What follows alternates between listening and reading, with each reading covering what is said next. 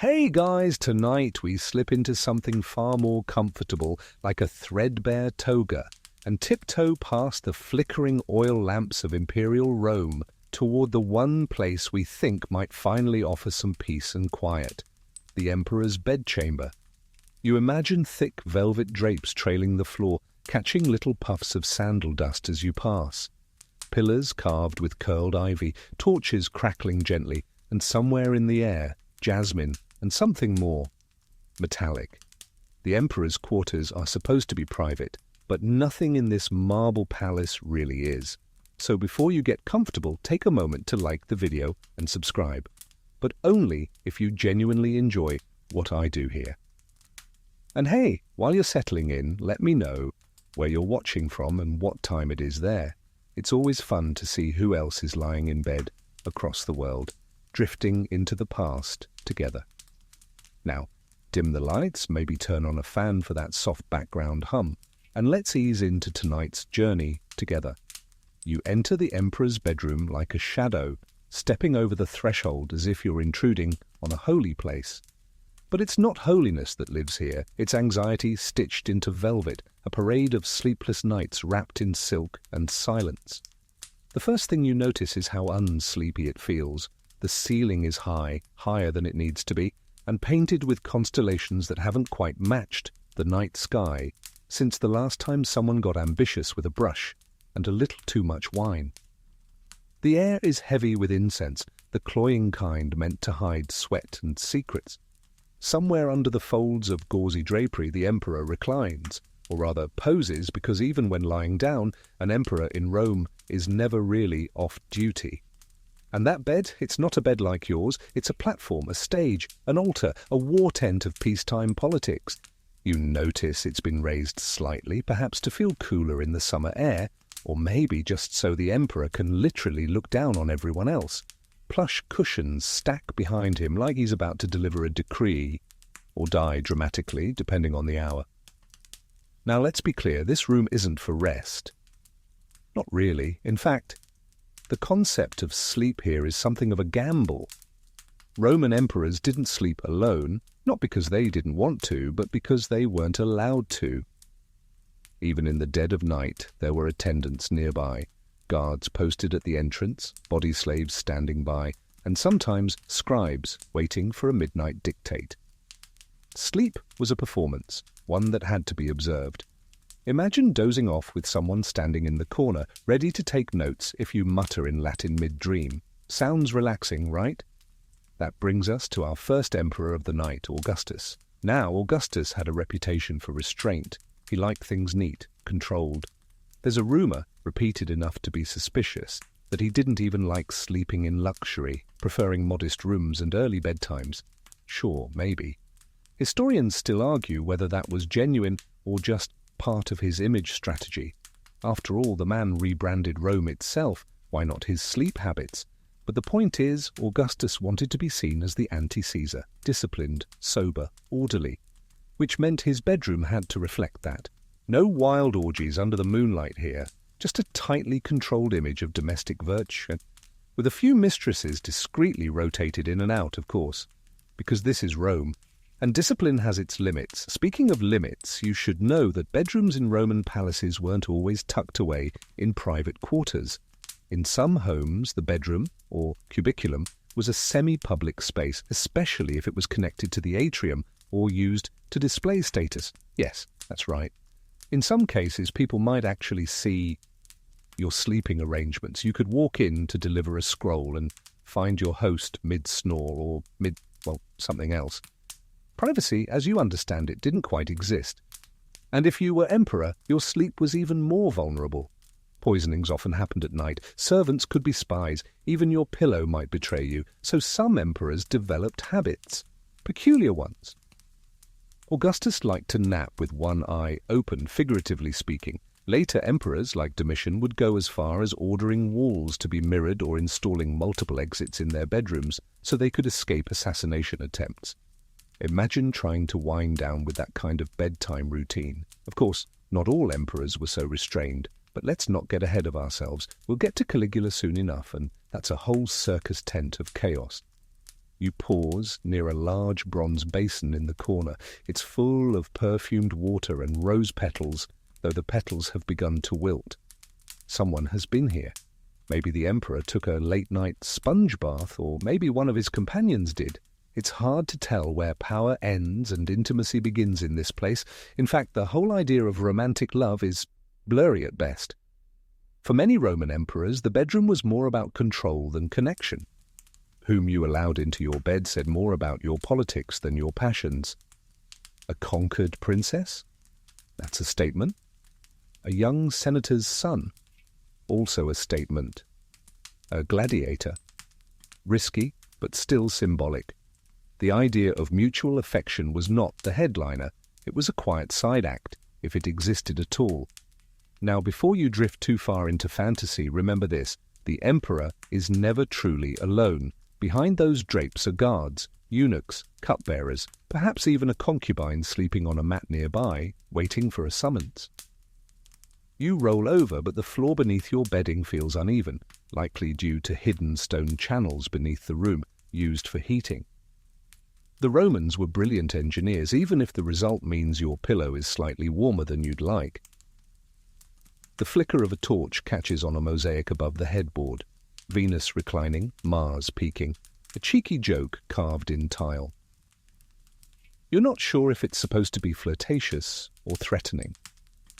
And just as you feel your eyelids start to flutter closed, a soft voice breaks the silence, an aide quietly delivering tomorrow's meeting list.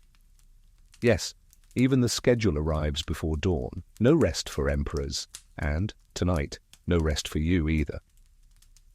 You turn over slowly, hoping for a moment of quiet in this imperial chamber, but instead you're met with a stiff breeze from the half-open window and the faint scent of spiced wine.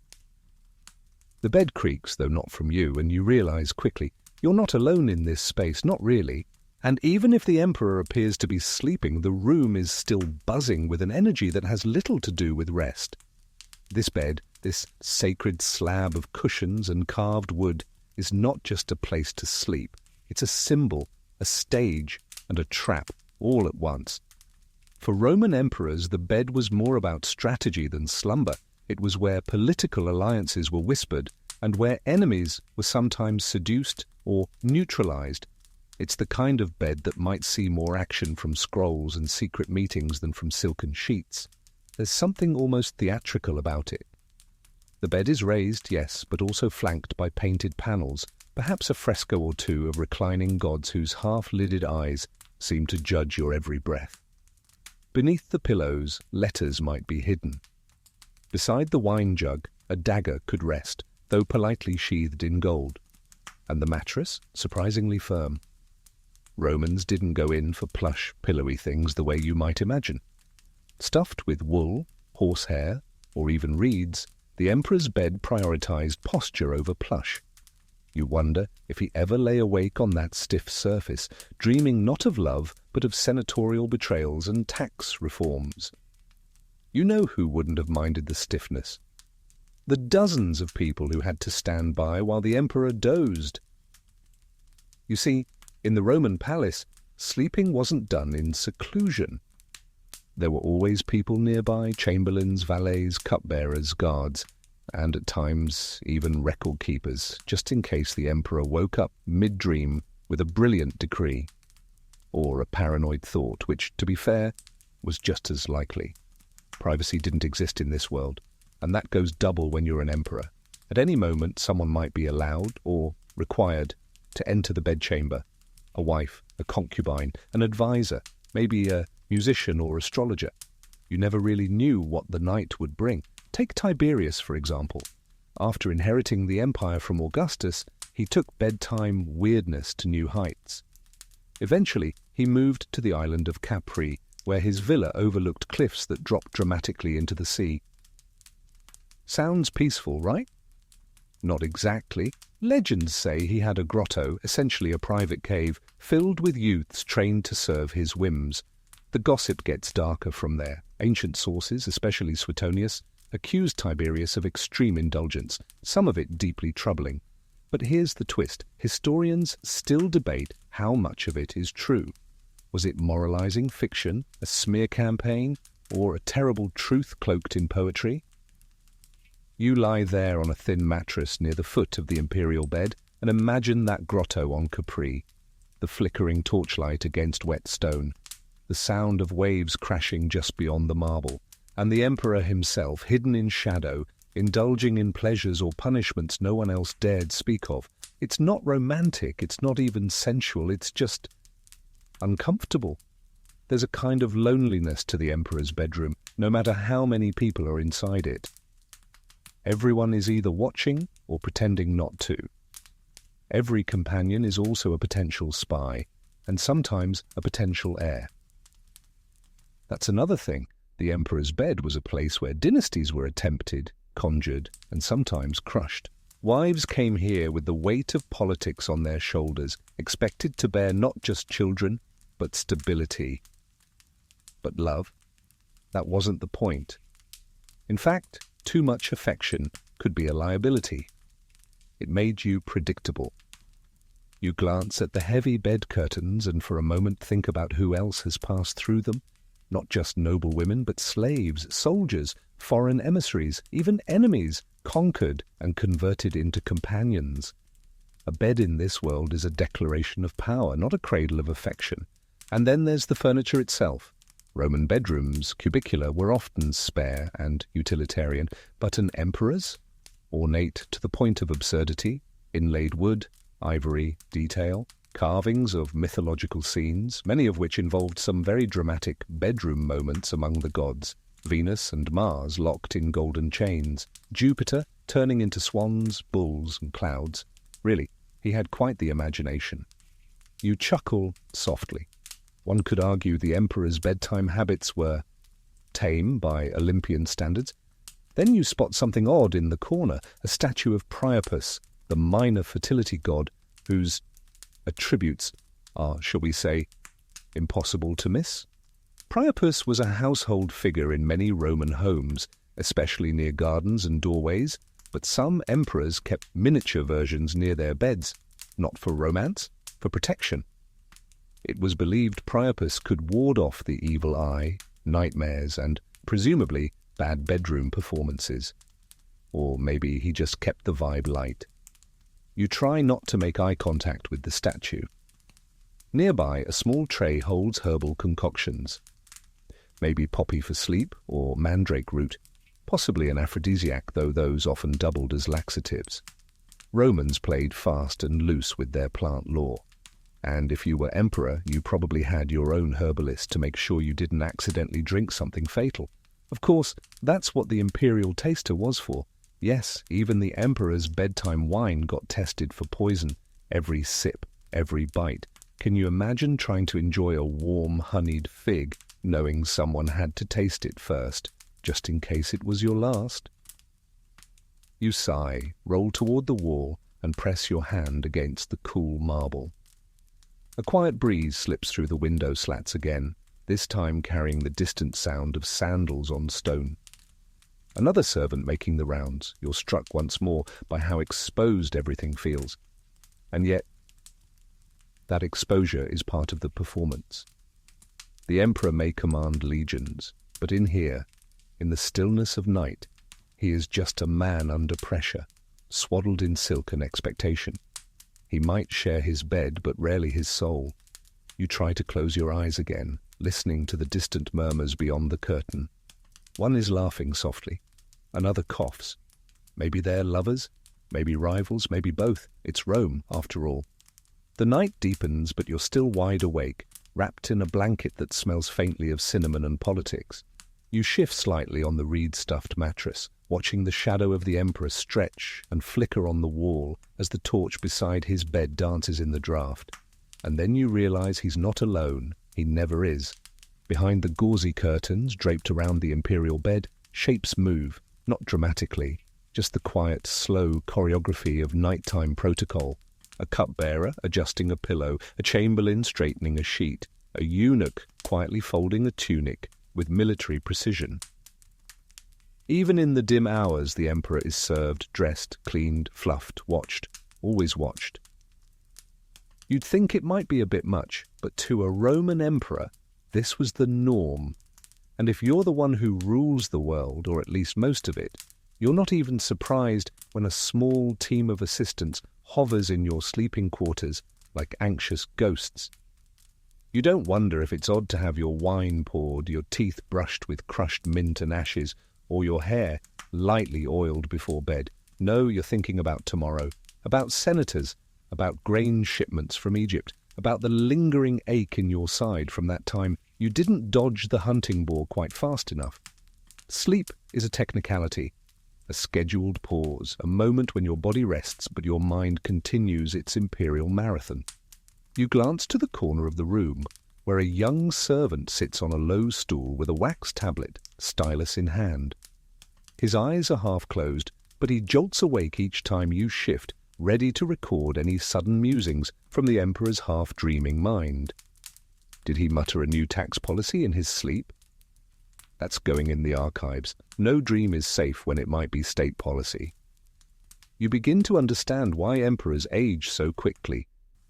And then there's a sound, a soft tap at the inner door. You tense, but the guards don't flinch. One of them opens it without a word. A woman enters. Or a man. It's hard to tell from this angle, wrapped in shadow and silk. The emperor doesn't react much, just lifts a single hand in a gesture of permission. This, too, is routine. In imperial Rome, companionship was as curated as a banquet.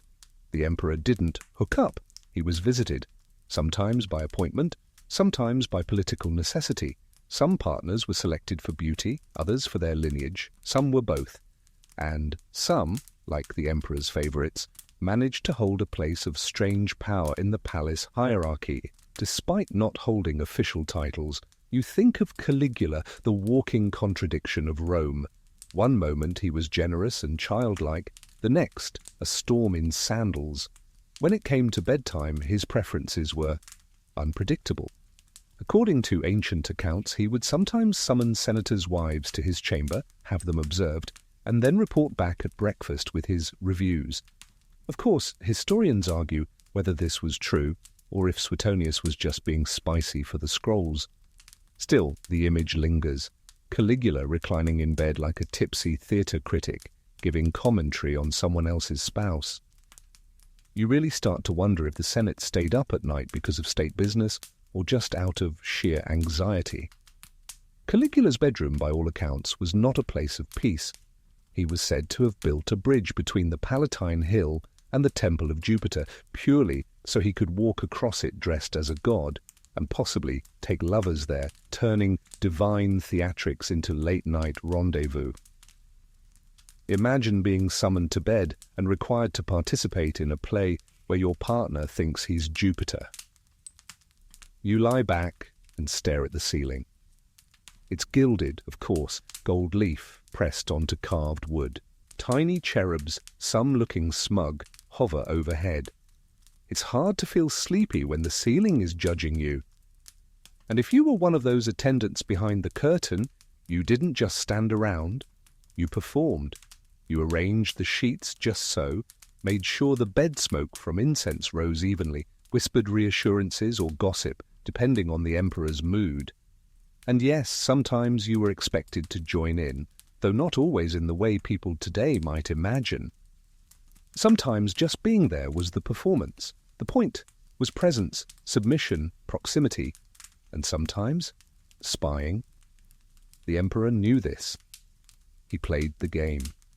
Pretended to ignore the whispers, the sideways glances exchanged between servants. But deep down he knew that every sigh, every silence, every dream muttered aloud could be carried into the marble halls by morning. No wonder some emperors chose animals over people.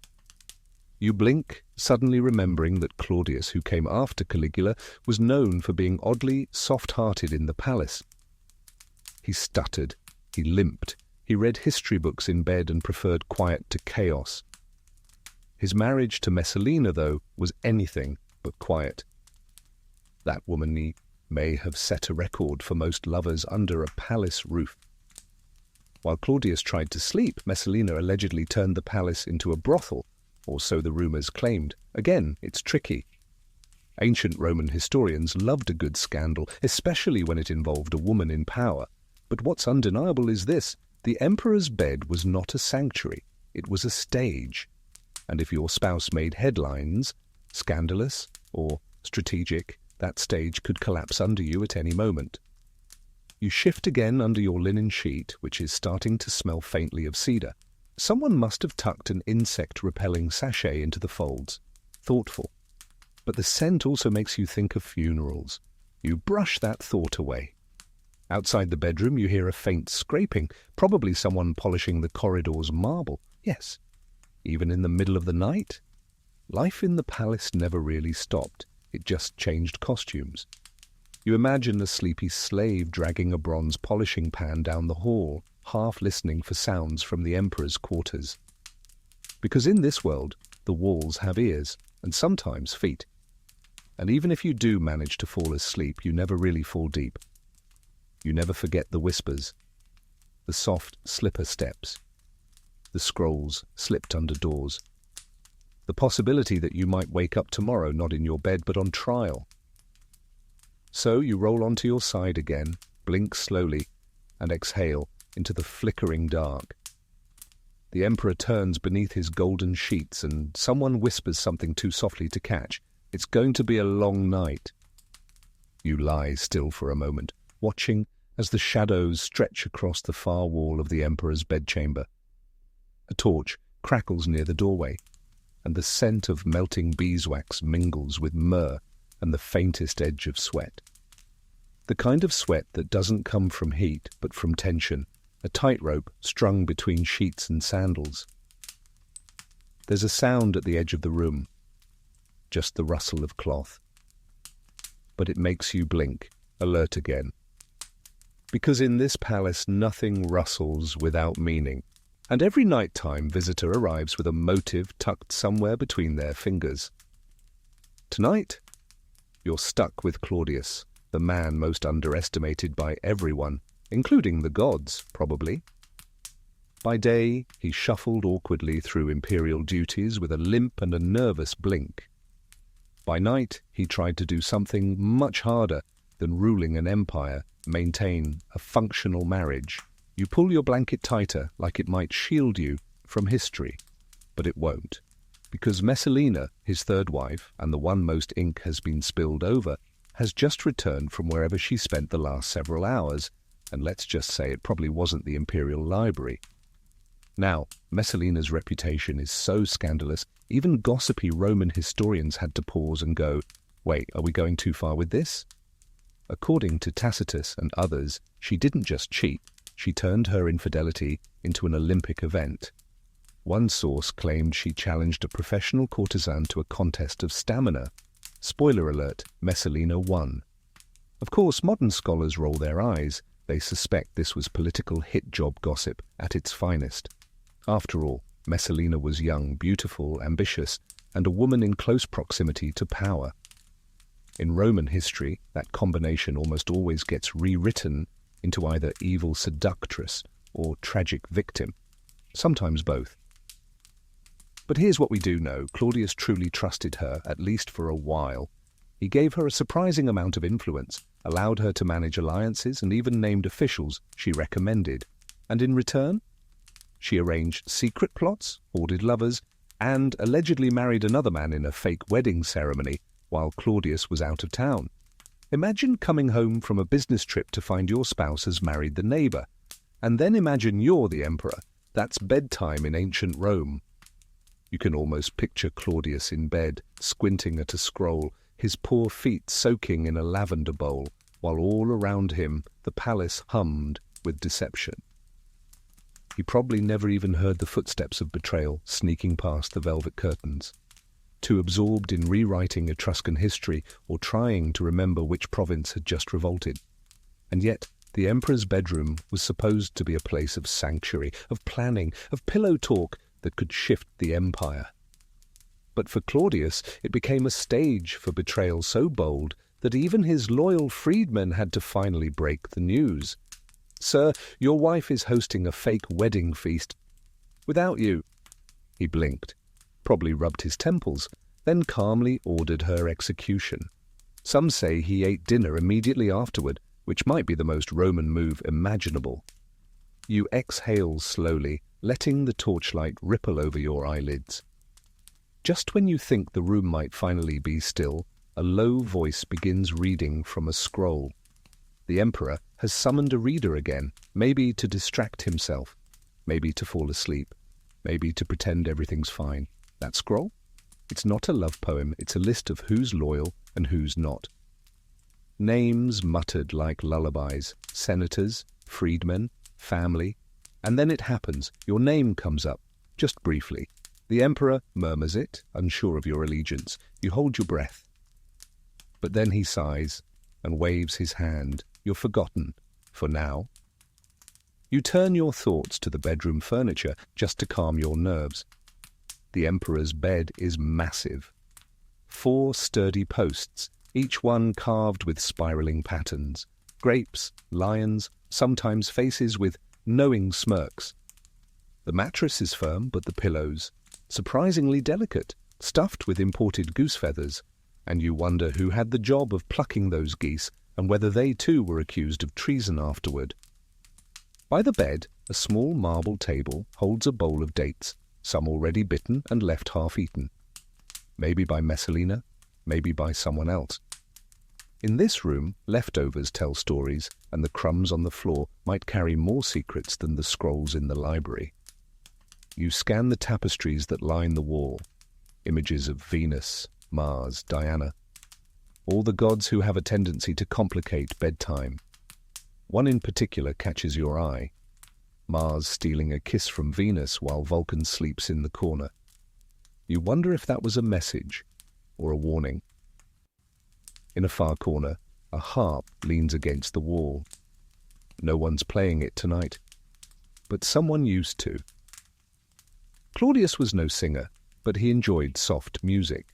Harpists were sometimes summoned not for entertainment, but for sound masking. Nothing calms suspicion like gentle strings in the background.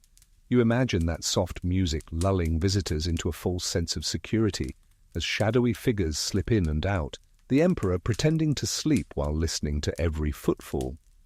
Claudius wasn't flashy, he wasn't a fighter, but he survived long enough to become Emperor, and that alone tells you how cunning he had to be.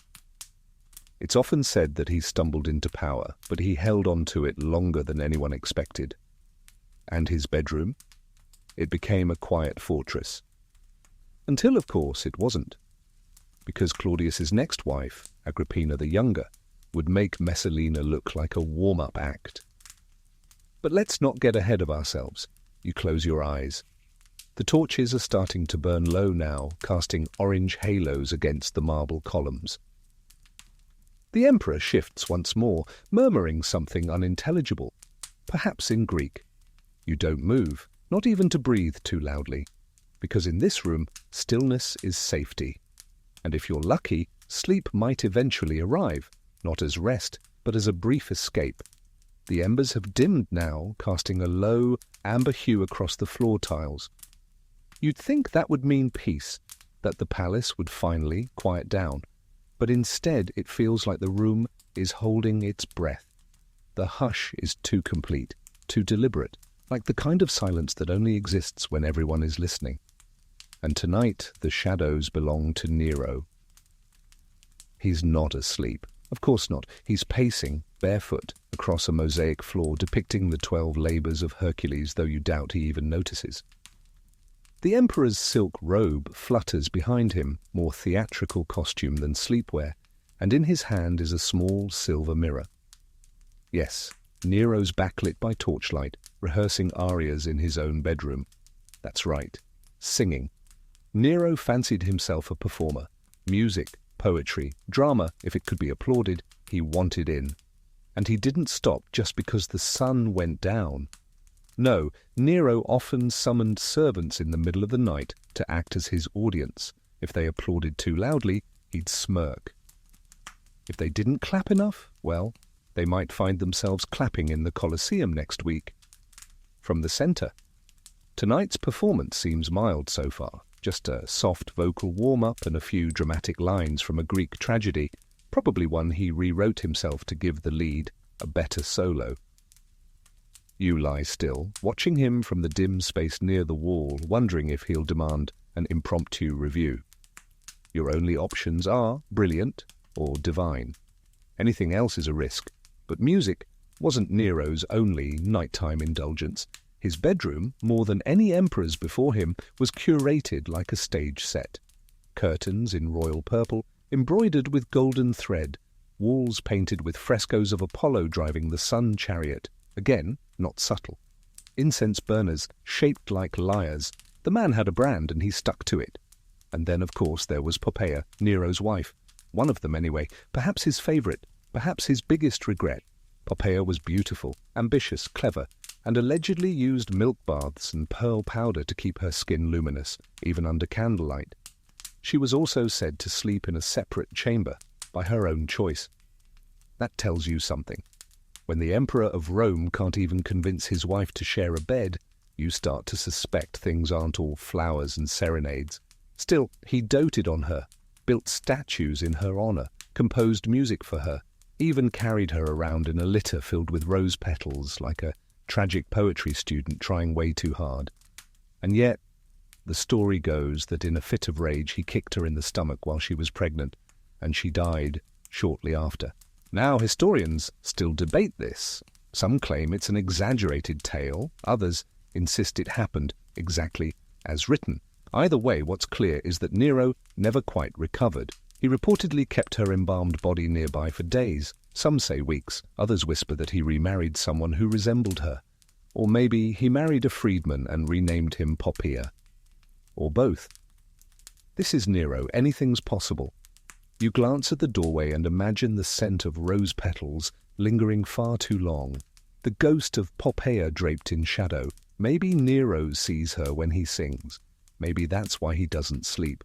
His bedroom became less a chamber of comfort and more of a haunted theatre, where every velvet curtain hides a memory and every candle flicker mimics a familiar face.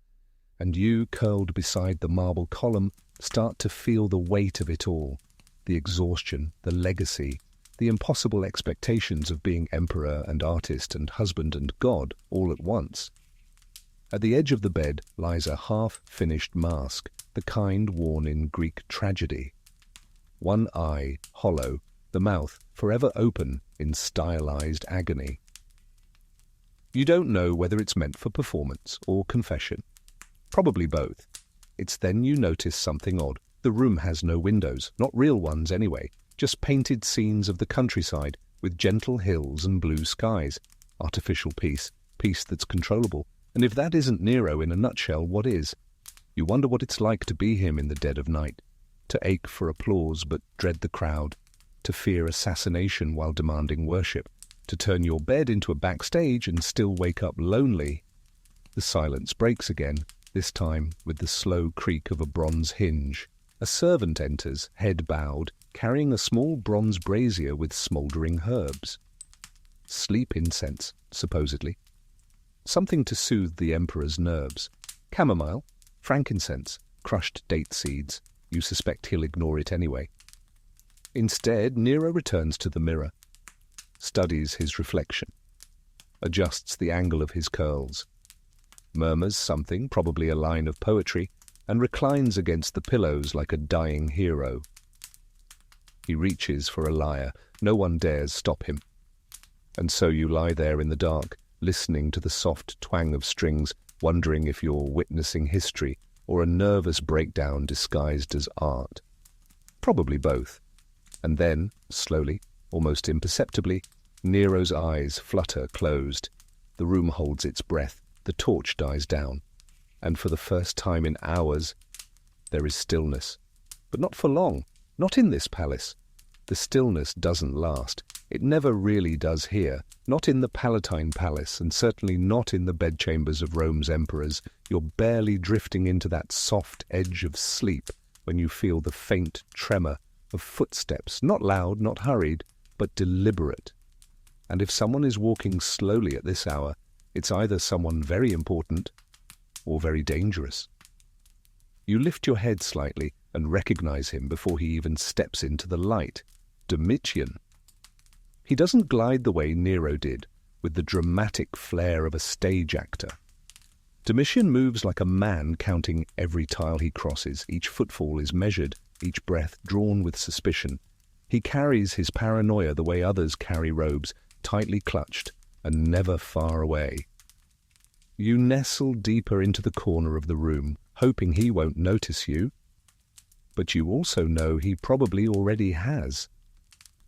Domitian was infamous for his obsession with control, and that extended to every inch of his private life, especially his bedroom. Tonight, his gaze darts toward the walls first. You know what he's looking for.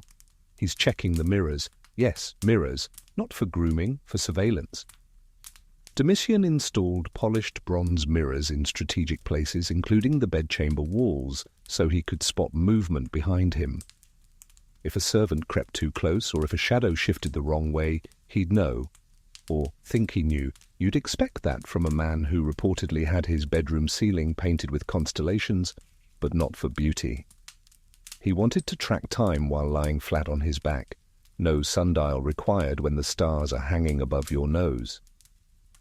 As he reclines onto the bed, if you can call it that, his eyes don't close. He stares upward, following imaginary lines between the painted stars, probably calculating something, a threat, a betrayal, a name to strike off a list. This is the kind of man who never fully slept. Not because he didn't want to, but because he couldn't afford to. After all, Domitian had watched 2 emperors before him fall to conspiracies, and he was determined not to be next. You don't sleep deeply when every dream might be a dagger. The room around him is sparse, surprisingly so. Unlike Nero's theatrics or Claudius's quiet bookishness, Domitian preferred order, symmetry, and sharp corners. Everything here is angular, disciplined. The bed frame is dark wood, unadorned except for an iron clasp near the headboard, a gift from a military commander, perhaps. Even the bedding is stiff and folded like armor, and yet it's still beautiful in its austerity. The candle holders are carved with precision. The walls hold subtle frescoes, scenes of justice, virtue, victory. No Venus lounging here. Just Minerva, spear in hand, watching everyone sleep like a stern aunt who's read all your secrets. Domitian once told his court that he was a new Augustus, a moral reformer, a bringer of stability, and in public he played the part. But in the bedroom, the mask slipped. He reportedly had a habit of pacing in the night, sword in hand, muttering the names of those he didn't trust. Some servants swore they heard him whispering to the gods or to himself. And every night, before sleeping, he reportedly ordered his chamber doors triple locked, even if it meant trapping himself inside, because in Domitian's mind the greatest threat wasn't out in the world, it was inside the palace. Sometimes, right here in the bedroom. And that's where things get cold, literally. Domitian feared fire. Rumors suggest he had his bed moved closer to a water basin, just in case someone tried to torch the room while he slept. One scribe even claimed Domitian made his bedding out of special fire-resistant wool, woven tightly and blessed by temple priests. Historians still argue whether this was true or just one of those classic Roman exaggerations. Either way, it tells you everything you need to know. This was a man who lay in the dark, listening to every creak, every cough, every breath. The very walls of his bedroom were tested for sound leaks. Some say he even rotated the servants who stood guard outside the doors, so no one got too familiar with his habits. Familiarity, after all, could lead to complacency or treachery. You study him now, lying rigid beneath the woolen sheets, arms crossed like he's preparing for his own funeral. The candle beside his bed burns low, casting shadows that tremble more than flicker. He does not sleep. Instead, his lips move. He's praying, or rehearsing, or both. And then, with a snap of his fingers, a servant approaches. One of only 3 allowed this close after midnight. The man kneels and offers a wooden tablet. You strain to hear. It's a list. Updates from the guard. A reminder of upcoming birthdays in the senatorial families. A note about a suspicious horse shipment in Ostia. That sort of thing. But the last line catches Domitian's attention. His eyes narrow. "Too quiet," he mutters. The servant doesn't respond. He knows better.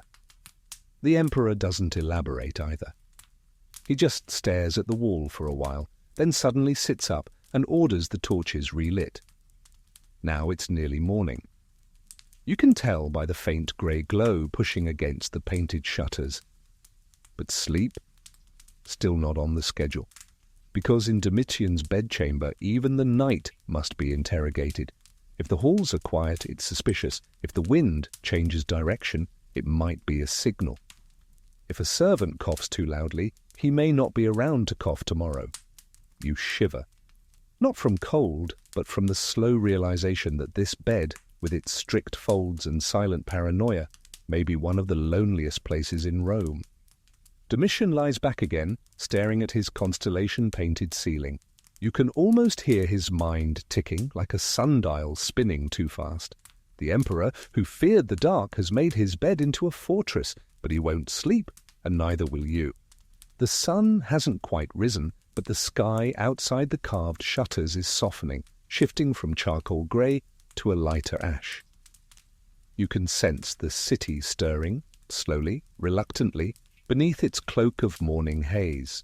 But here in the palace you remain wrapped in twilight, in a room where the night never truly ends.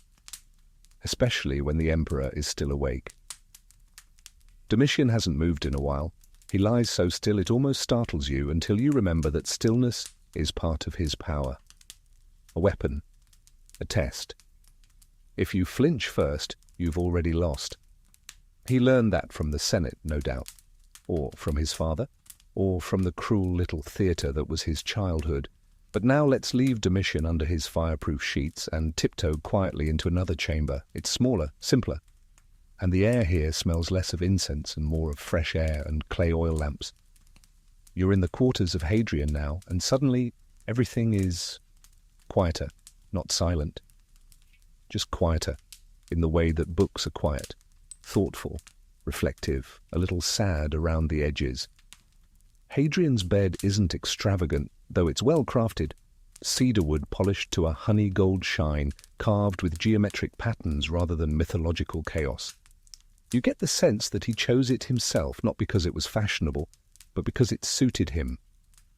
Hadrian was an emperor who wandered, one who preferred the provinces to the palace and philosophy to politics, but even he had to sleep somewhere.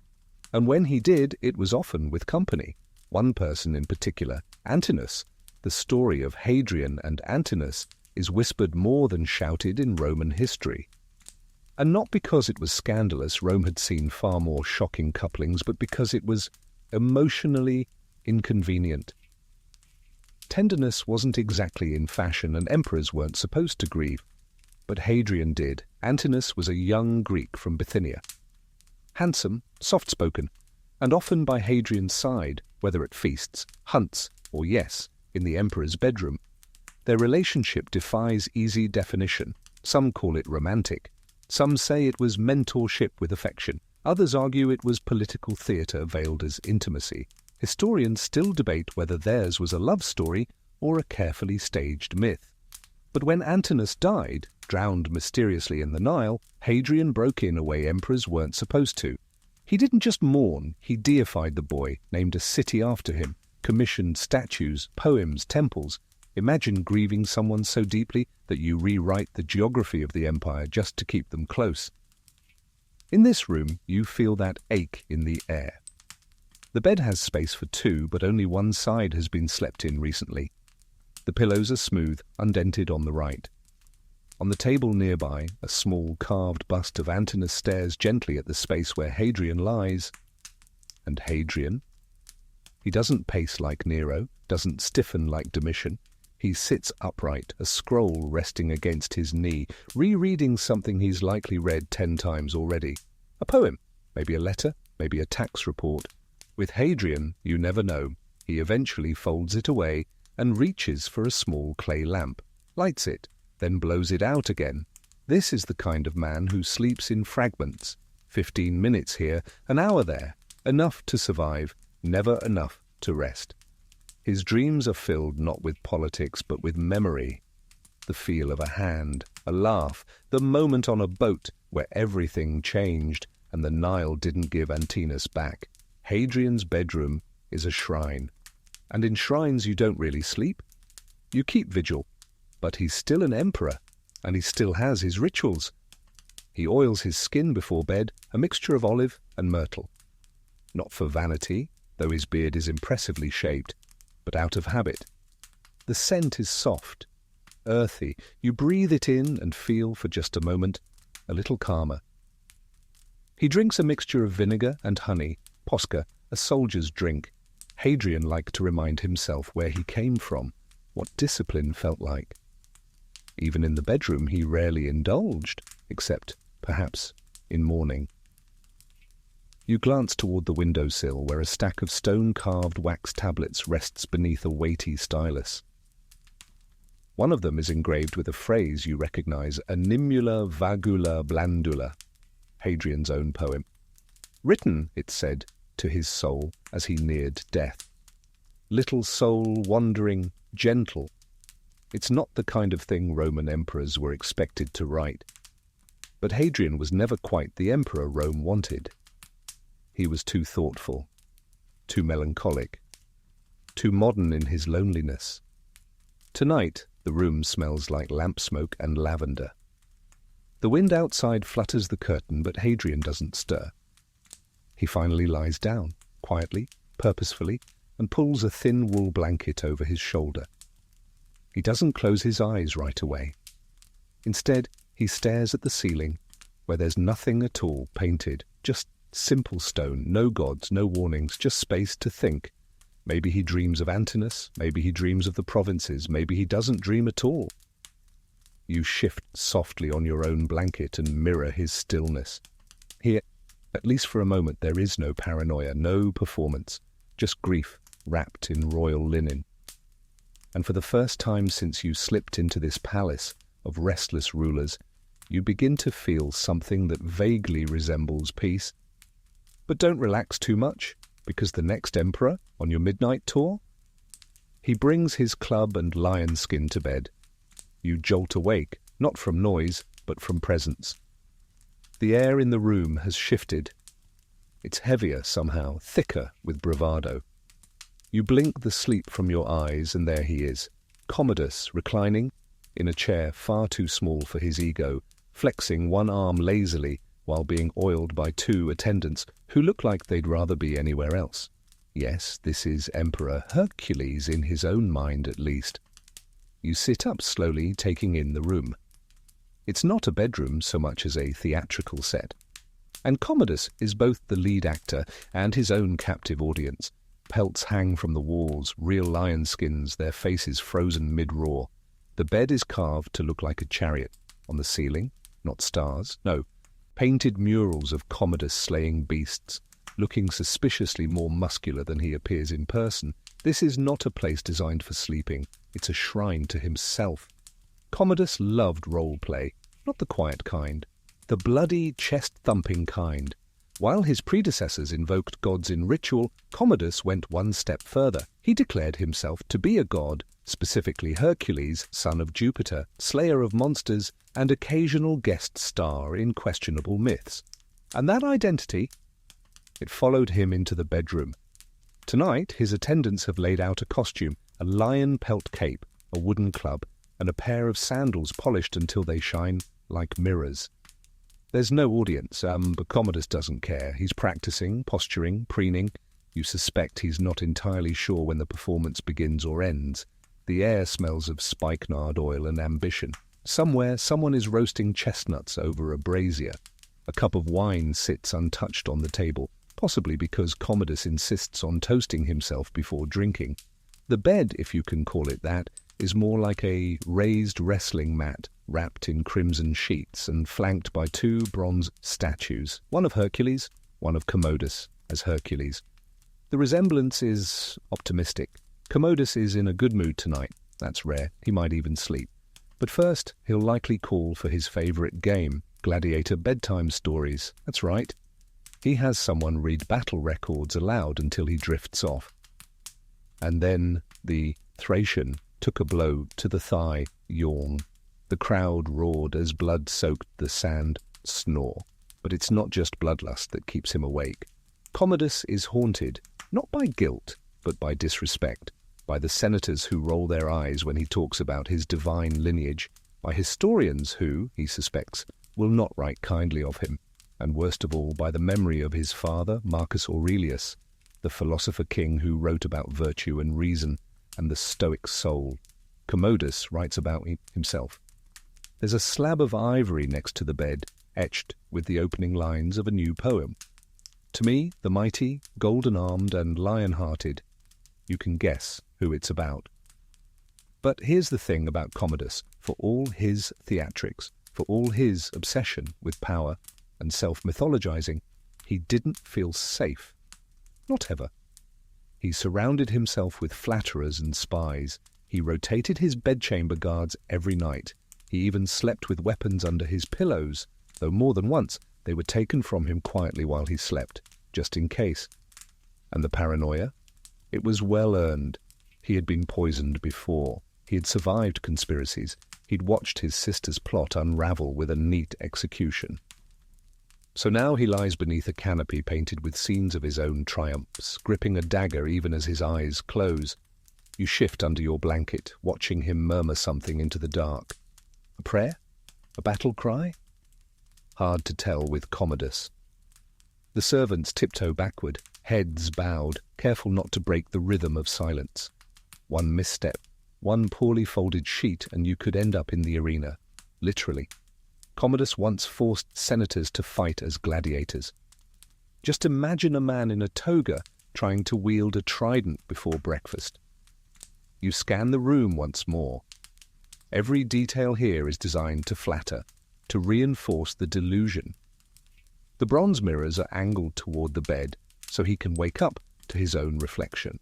The floor tiles spell out phrases like, "Valor is eternal," and "He who sleeps with lions cannot be harmed."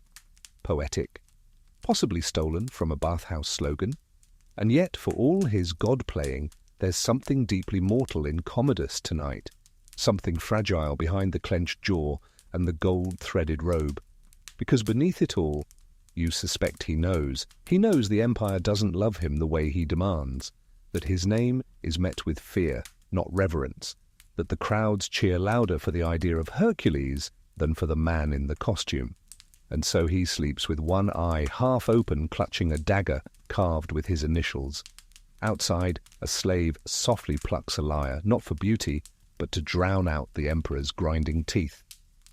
This isn't rest, it's a pause in performance. Commodus dreams in arenas, and the crowd never stops screaming. You roll over, clutch your thin blanket, and wonder, who dares wake Hercules in the morning?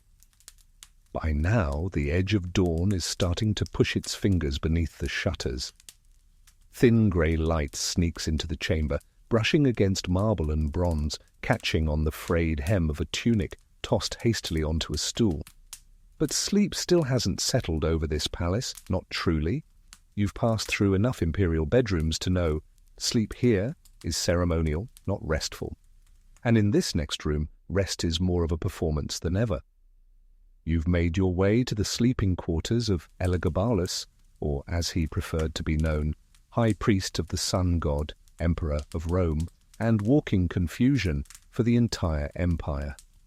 If you thought Commodus was eccentric, Elagabalus rewrote the script entirely, added velvet tassels and lit it on fire with imported Arabian incense. The first thing you notice is the scent, thick, floral, sweet to the point of nausea. You breathe through your sleeve just to think straight. The air is heavy with myrrh, musk, rosewater, cinnamon, frankincense, and something suspiciously metallic that might be saffron oil. This is not a bedroom, it's a temple boudoir. The bed itself is a spectacle, elevated on a platform draped in purple silk, the canopy above glittering with golden stars. Real gold, not paint.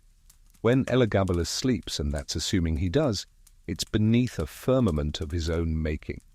Beside the bed sits a mirror taller than you, angled just so he could gaze upon himself from any lounging position. The sheets are dyed Tyrian purple, that infamous shade reserved for emperors, impossibly expensive and infuriating to maintain. You wonder how many shellfish had to be crushed just for one corner of this pillowcase. But it's not just the decor that stuns you, it's the energy. This room pulses with identity, rebellion, pleasure, and theatrical control. It is, in a word, unapologetic. Elagabalus, born Varius Avitus Bassianus, became emperor as a teenager and ruled not with an iron fist, but with an ornate fan and a complete disregard for Roman norms, especially the sexual and gender ones. Ancient sources accused him of everything from marrying multiple women and men to offering fortunes to any surgeon who could give him a woman's body.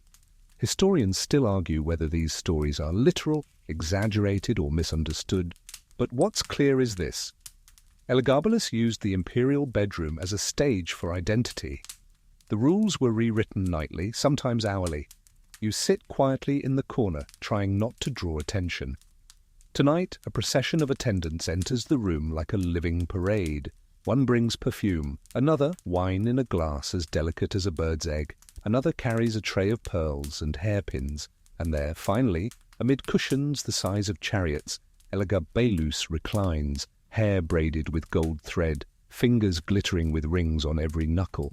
His gaze flicks to you briefly, not with surprise, with evaluation. Tonight's companions are scattered about the chamber. A young woman with sleepy eyes, a man in soldier's boots half covered by a silk robe, a scribe who seems unsure whether he's supposed to be working or flirting. Labels blur here, roles swirl. This is a court of fluidity, where hierarchy dances on tiptoes and the emperor sets the rhythm. And that rhythm? It's exhausting, not for him, for everyone else, because nothing is consistent. Even the bed assignments change nightly. Servants have to check the drapery pattern before entering, just to make sure it hasn't been rearranged to signify a new preferred pronoun, mood, or god. Elagabalus once hosted a sleep banquet, where guests were required to dress in costume, choose aliases, and then sleep in randomized pairs chosen by drawing tokens from a golden urn. That's not a dream, that's a logistics nightmare. And yet, amid the theatrical chaos, there's something deeply sincere about this space. Elagabalus isn't performing for others, not entirely. He's trying to make something real, to sculpt a space where identity isn't punished, where desire isn't hidden, where the soul gets to match the robes for once. But Rome, of course, didn't love that. The Senate scoffed, the priests panicked, and the guards whispered in corners. They couldn't accept a ruler who wore makeup in the morning and sacrificed oxen by noon, especially one who built a marriage altar in his bedroom, not to a person, but to the sun god Elagabal, his divine patron. Some nights he would dress as a bride, walk the length of the bedroom in a veil, and perform mock ceremonies, complete with vows, hymns, and a feast. Other nights he'd recline nude beneath his canopy and demand that only those who spoke the truth about their own desires could share his wine. It's hard to say if anyone ever passed that test. You notice a long cushion along the far wall. Guests, if they could be called that, slept there, shoulder to shoulder, like a glittering, perfumed battalion of ambiguity. And at the foot of the emperor's bed, a leopard skin rug with a tiny silver dish filled with pomegranate seeds and honey. Apparently, Elagabalus believed the fruit brought lucid dreams of sacred truths. That, or he just liked how they looked against the silk. Eventually he lies back, arms folded behind his head, eyes fixed on the ceiling, which tonight has been repainted to resemble a sunrise over Mount Lebanon. You're not sure when that happened. Perhaps during dinner. You try to sleep, but the perfume, the laughter, the soft lute music from someone playing behind a curtain, it all wraps around you like a scented fog. And this isn't sleep, it's a hallucination, and somewhere through the haze you hear Elagabalus whisper, "Tonight I am the bride of Rome." And perhaps for a few surreal hours, that's exactly what he is. You've hardly recovered from the velvet whirlwind of Elagabalus's bedchamber when you step into the next room, and are struck, instantly, by a stark change in atmosphere. Here, in this quieter corner of the palace, everything is colder. Still grand, yes, but stripped of theatrics. The air smells of bronze oil lamps and old leather, with none of the perfume or incense that hung like fog in the last room. This is not a place for dreams. It is a room built for survival. This is one of the hidden bedrooms of the Palatine Hill, used not just for sleeping, but for disappearing. You might think emperors had nothing to hide from, but after a few nights among them, you realize power doesn't protect, it exposes. In fact, the higher they rose, the more they feared the night. Daggers, whispers. Poison slipped into wine. Servants who bowed too deeply. So it's no wonder that the clever ones, especially in the later empire, made sure their bedrooms had exits no one else knew about. This chamber looks unassuming at first. A simple cot, a worn rug, a low-burning torch. But behind a shelf of scrolls is a narrow opening, no taller than your shoulders, leading into a passage carved straight into the Palatine rock. You step closer, run your fingers along the stone. It's cool, rough, and unnervingly quiet. These passages weren't just for emergencies, they were for control. A back door to the bedroom meant you could vanish before betrayal could find you. Or, more cynically, sneak into someone else's chambers without announcing yourself. Some emperors had these tunnels extended deep into the palace grounds, connected to baths, libraries, even kitchens. Others led out into the city itself. Legend says one passage ran directly to the Temple of Vesta. Another through the sewers, straight to a guard outpost. That's right. The emperor could flee through a drainpipe if things got really ugly. Not exactly regal, but highly practical. You peer into the shadows of the passage, imagining sandals scraping over the stone, a breath held as footsteps pass on the floor above. The walls are lined with iron hooks, places where torches would have been mounted in a hurry. The ceiling is low, you have to duck. And yet you can't help but feel safer in here than in the grand chambers above. That perhaps was the point. For emperors like Diocletian, these hidden spaces were more comfortable than the throne room. Diocletian was a military man at heart. His idea of luxury was a hot bath and a well-oiled sword, while his official bedroom may have had the expected finery, pillars, curtains, the odd golden brazier. His true sleeping quarters were said to be a fortified chamber near the barracks, with stone walls and a single entrance guarded night and day. Not out of fear, but discipline. He saw sleep as a vulnerability. And he wasn't wrong. By contrast, emperors like Septimius Severus favored secrecy for more strategic reasons. He had enemies in the Senate and rivals on the battlefield. So while his official bedchamber held court with all the usual pomp, his real resting place was always shifting. One night he'd sleep in the garden villa, another in a curtained alcove near the temple quarter, and always with loyal guards outside, usually Numidian archers known for their silence. But the most whispered about bedroom? That belonged to Aurelian, the man who reunited the empire by sword and who never truly put the sword down. It's said that even while sleeping, Aurelian kept one hand on a dagger and one eye barely closed, and not just figuratively. He had a reputation for waking mid-slumber and issuing commands with frightening clarity. Once, a servant tiptoeing past dropped a tray. Aurelian bolted upright and gave orders for a cavalry maneuver he'd been planning days earlier, before realizing he was still in bed. The servant never dropped a tray again. In his private room, Aurelian had a strange piece of furniture, a stone bench with a mat, and a single fur throw. It wasn't a bed, it was a statement. Sleep was necessary, but indulgence wasn't. You glance down now at the simple cot in the hidden room you've entered. It's not uncomfortable, but it tells you something. This room wasn't built for dreaming. It was built for escape. You can almost see the emperor sleeping here in armor, boots still laced, a sword by the headboard, and a satchel of gold coins under the pillow. There's no romance in this space, no painted gods, no perfumed linens, just silence, stone, and the constant reminder that even emperors can be hunted. You look around and notice small details: a chain bolted into the wall for locking a chest, a trapdoor half hidden beneath a cracked tile, a folded cloak hung on a peg, still smelling faintly of pine resin.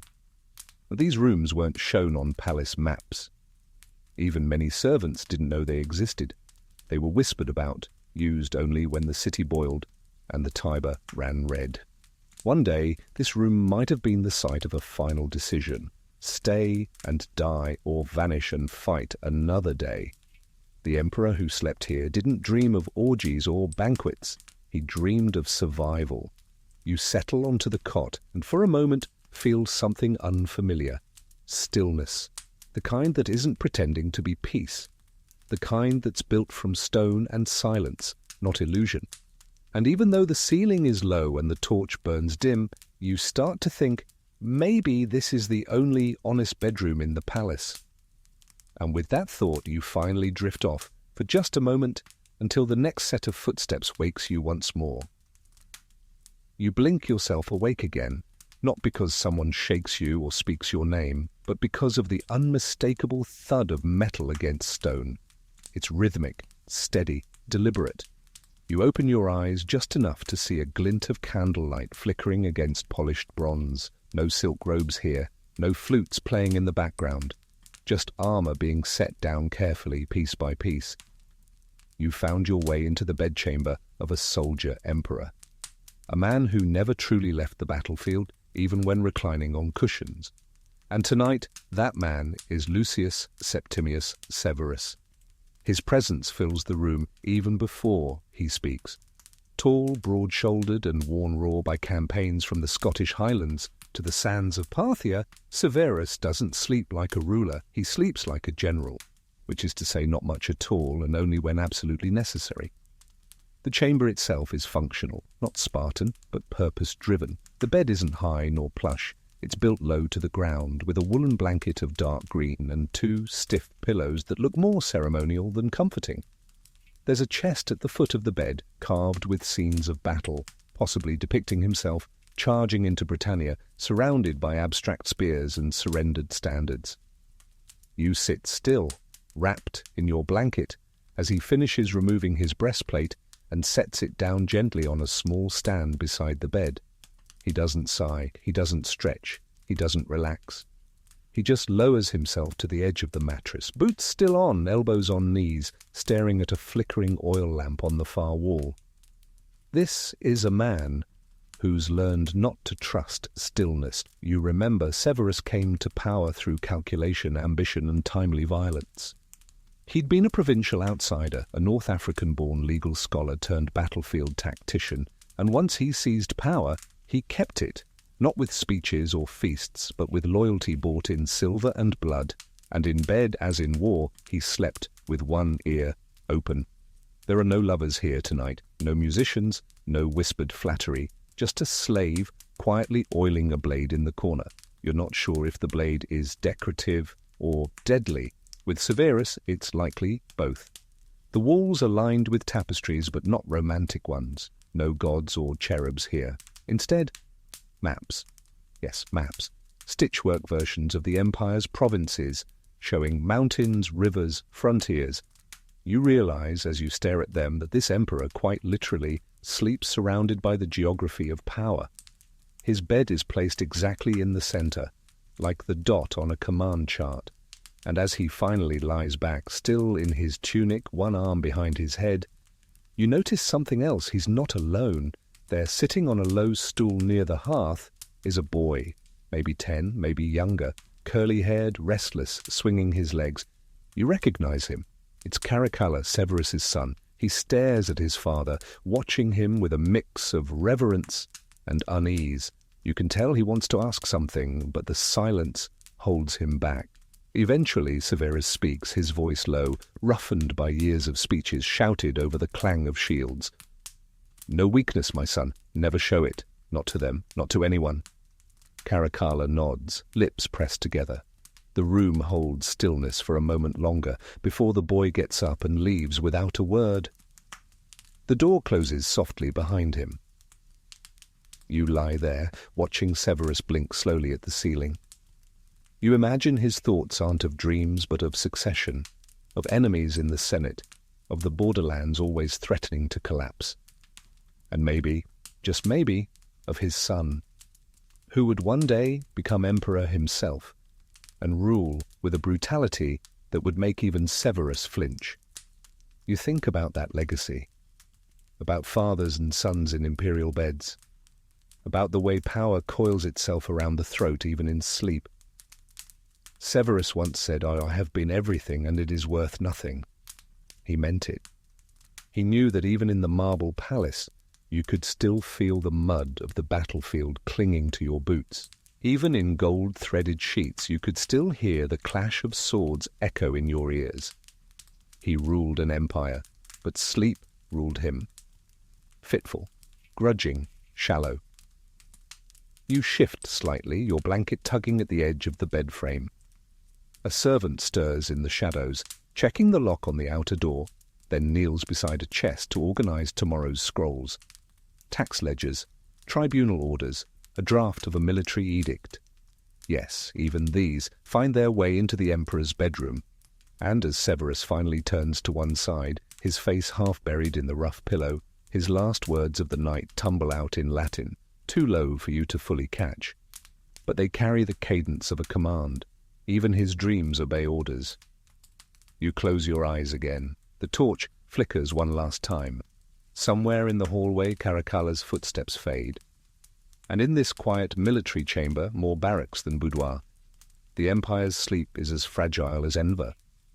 Somewhere beyond the palace walls, birds begin to call out into the early light. But here, inside the next Emperor's chamber, it's still very much night. Not because the sun hasn't risen, but because this room doesn't allow the day inside. You step softly through a curtain of thin bronze chains, not silk or linen, but chain, because this particular emperor preferred the sound of metal to fabric. It was a warning system. If anyone entered or exited while he slept, the faintest jingle would stir him or wake the guards. You're in the private quarters of Elagabalus's successor, Alexander Severus, and this room, it surprises you. Not with decadence, with order. For an emperor who followed one of the most flamboyant reigns in Roman memory, Alexander Severus's bedroom feels like a monastery or a scholar's cell. The walls are bare, save for a single painted image of the goddess Concordia, goddess of harmony, her eyes cast down in the eternal expression of please. Don't make a mess of things. The bed is simple, walnut frame, linen sheets, modest pillow. The mattress, you're fairly sure, is stuffed with straw, not because the emperor couldn't afford down, but because he didn't trust comfort. Comfort, after all, made you vulnerable. And Alexander was raised by people who believed vulnerability was a death sentence. And here's the twist. He was raised almost entirely by women. His mother, Julia Mamaea, and grandmother, Julia Maesa, were the real architects of his reign. Their presence, though invisible in official records, was everywhere, especially in this room. The oil lamp beside the bed, her gift. The scrolls on the table, all edited by her scribes. The prayers whispered at night, taught by her hand. Julia Mamaea didn't just guide his policy, she supervised his bedtime, even when he was emperor, and that meant no lovers sneaking in through shadowed corridors. No servants with trays of figs and pomegranate wine, no gladiators reclining in candlelight, just protocol. But even protocol has a bedtime routine. Each night, Alexander would receive 3 scrolls before sleeping, one with the next day's schedule, one with military updates from the provinces, and one, a personal journal, where he was encouraged to record reflections, philosophical thoughts, ethical questions. You wonder how many of them were his own, and how many were ghost-written by his mother. He once wrote, "The emperor must live as a servant of the law, not its master." Noble and dangerous, because Rome didn't want a philosopher king. It wanted someone with teeth. You glance around, there's no armor in here, no swords, just a short staff, ceremonial, carved with vines, and a water basin with a bronze ladle, for washing before bed, for ritual, or perhaps just for reassurance. Still, even Alexander couldn't avoid the realities of being emperor. The bed may have been quiet, but the world outside that door raged on, and every night he had the same fear. Would he live to see the next sunrise? Because outside this tidy chamber, the soldiers murmured, the Senate grumbled, the Praetorians shifted their loyalties like gamblers, and his mother, though brilliant, couldn't stop the rising tide.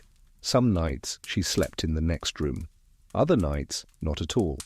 Once you overheard her whisper to a guard, "If the gods do not watch over him, then we must." But the gods, as usual, were busy elsewhere. You hear a rustle behind the curtain. A scribe enters, head bowed, and quietly places a news scroll beside the lamp. He doesn't wake the emperor, who is already half dozing, one hand resting on his chest, the other curled loosely over a small ivory figurine of Minerva, goddess of wisdom and strategy. It's worn smooth from years of handling. You feel a strange pang, not sadness exactly, but a sort of gentle ache. Because in this room, more than the others, you can feel youth, hope, maybe even innocence. A young man trying to be good, surrounded by ambition, politics, armies, and ancient gods who never answer letters. And of course, this is Rome. You already know how the story ends. One night, the whispers grew louder. The soldiers grew restless. Julia Mamaea tried to negotiate, but it was too late. The emperor, still barely 20, was dragged from his tent, along with his mother, and executed by his own men. His bedtime rituals ended not with sleep, but with betrayal. You look around the room again.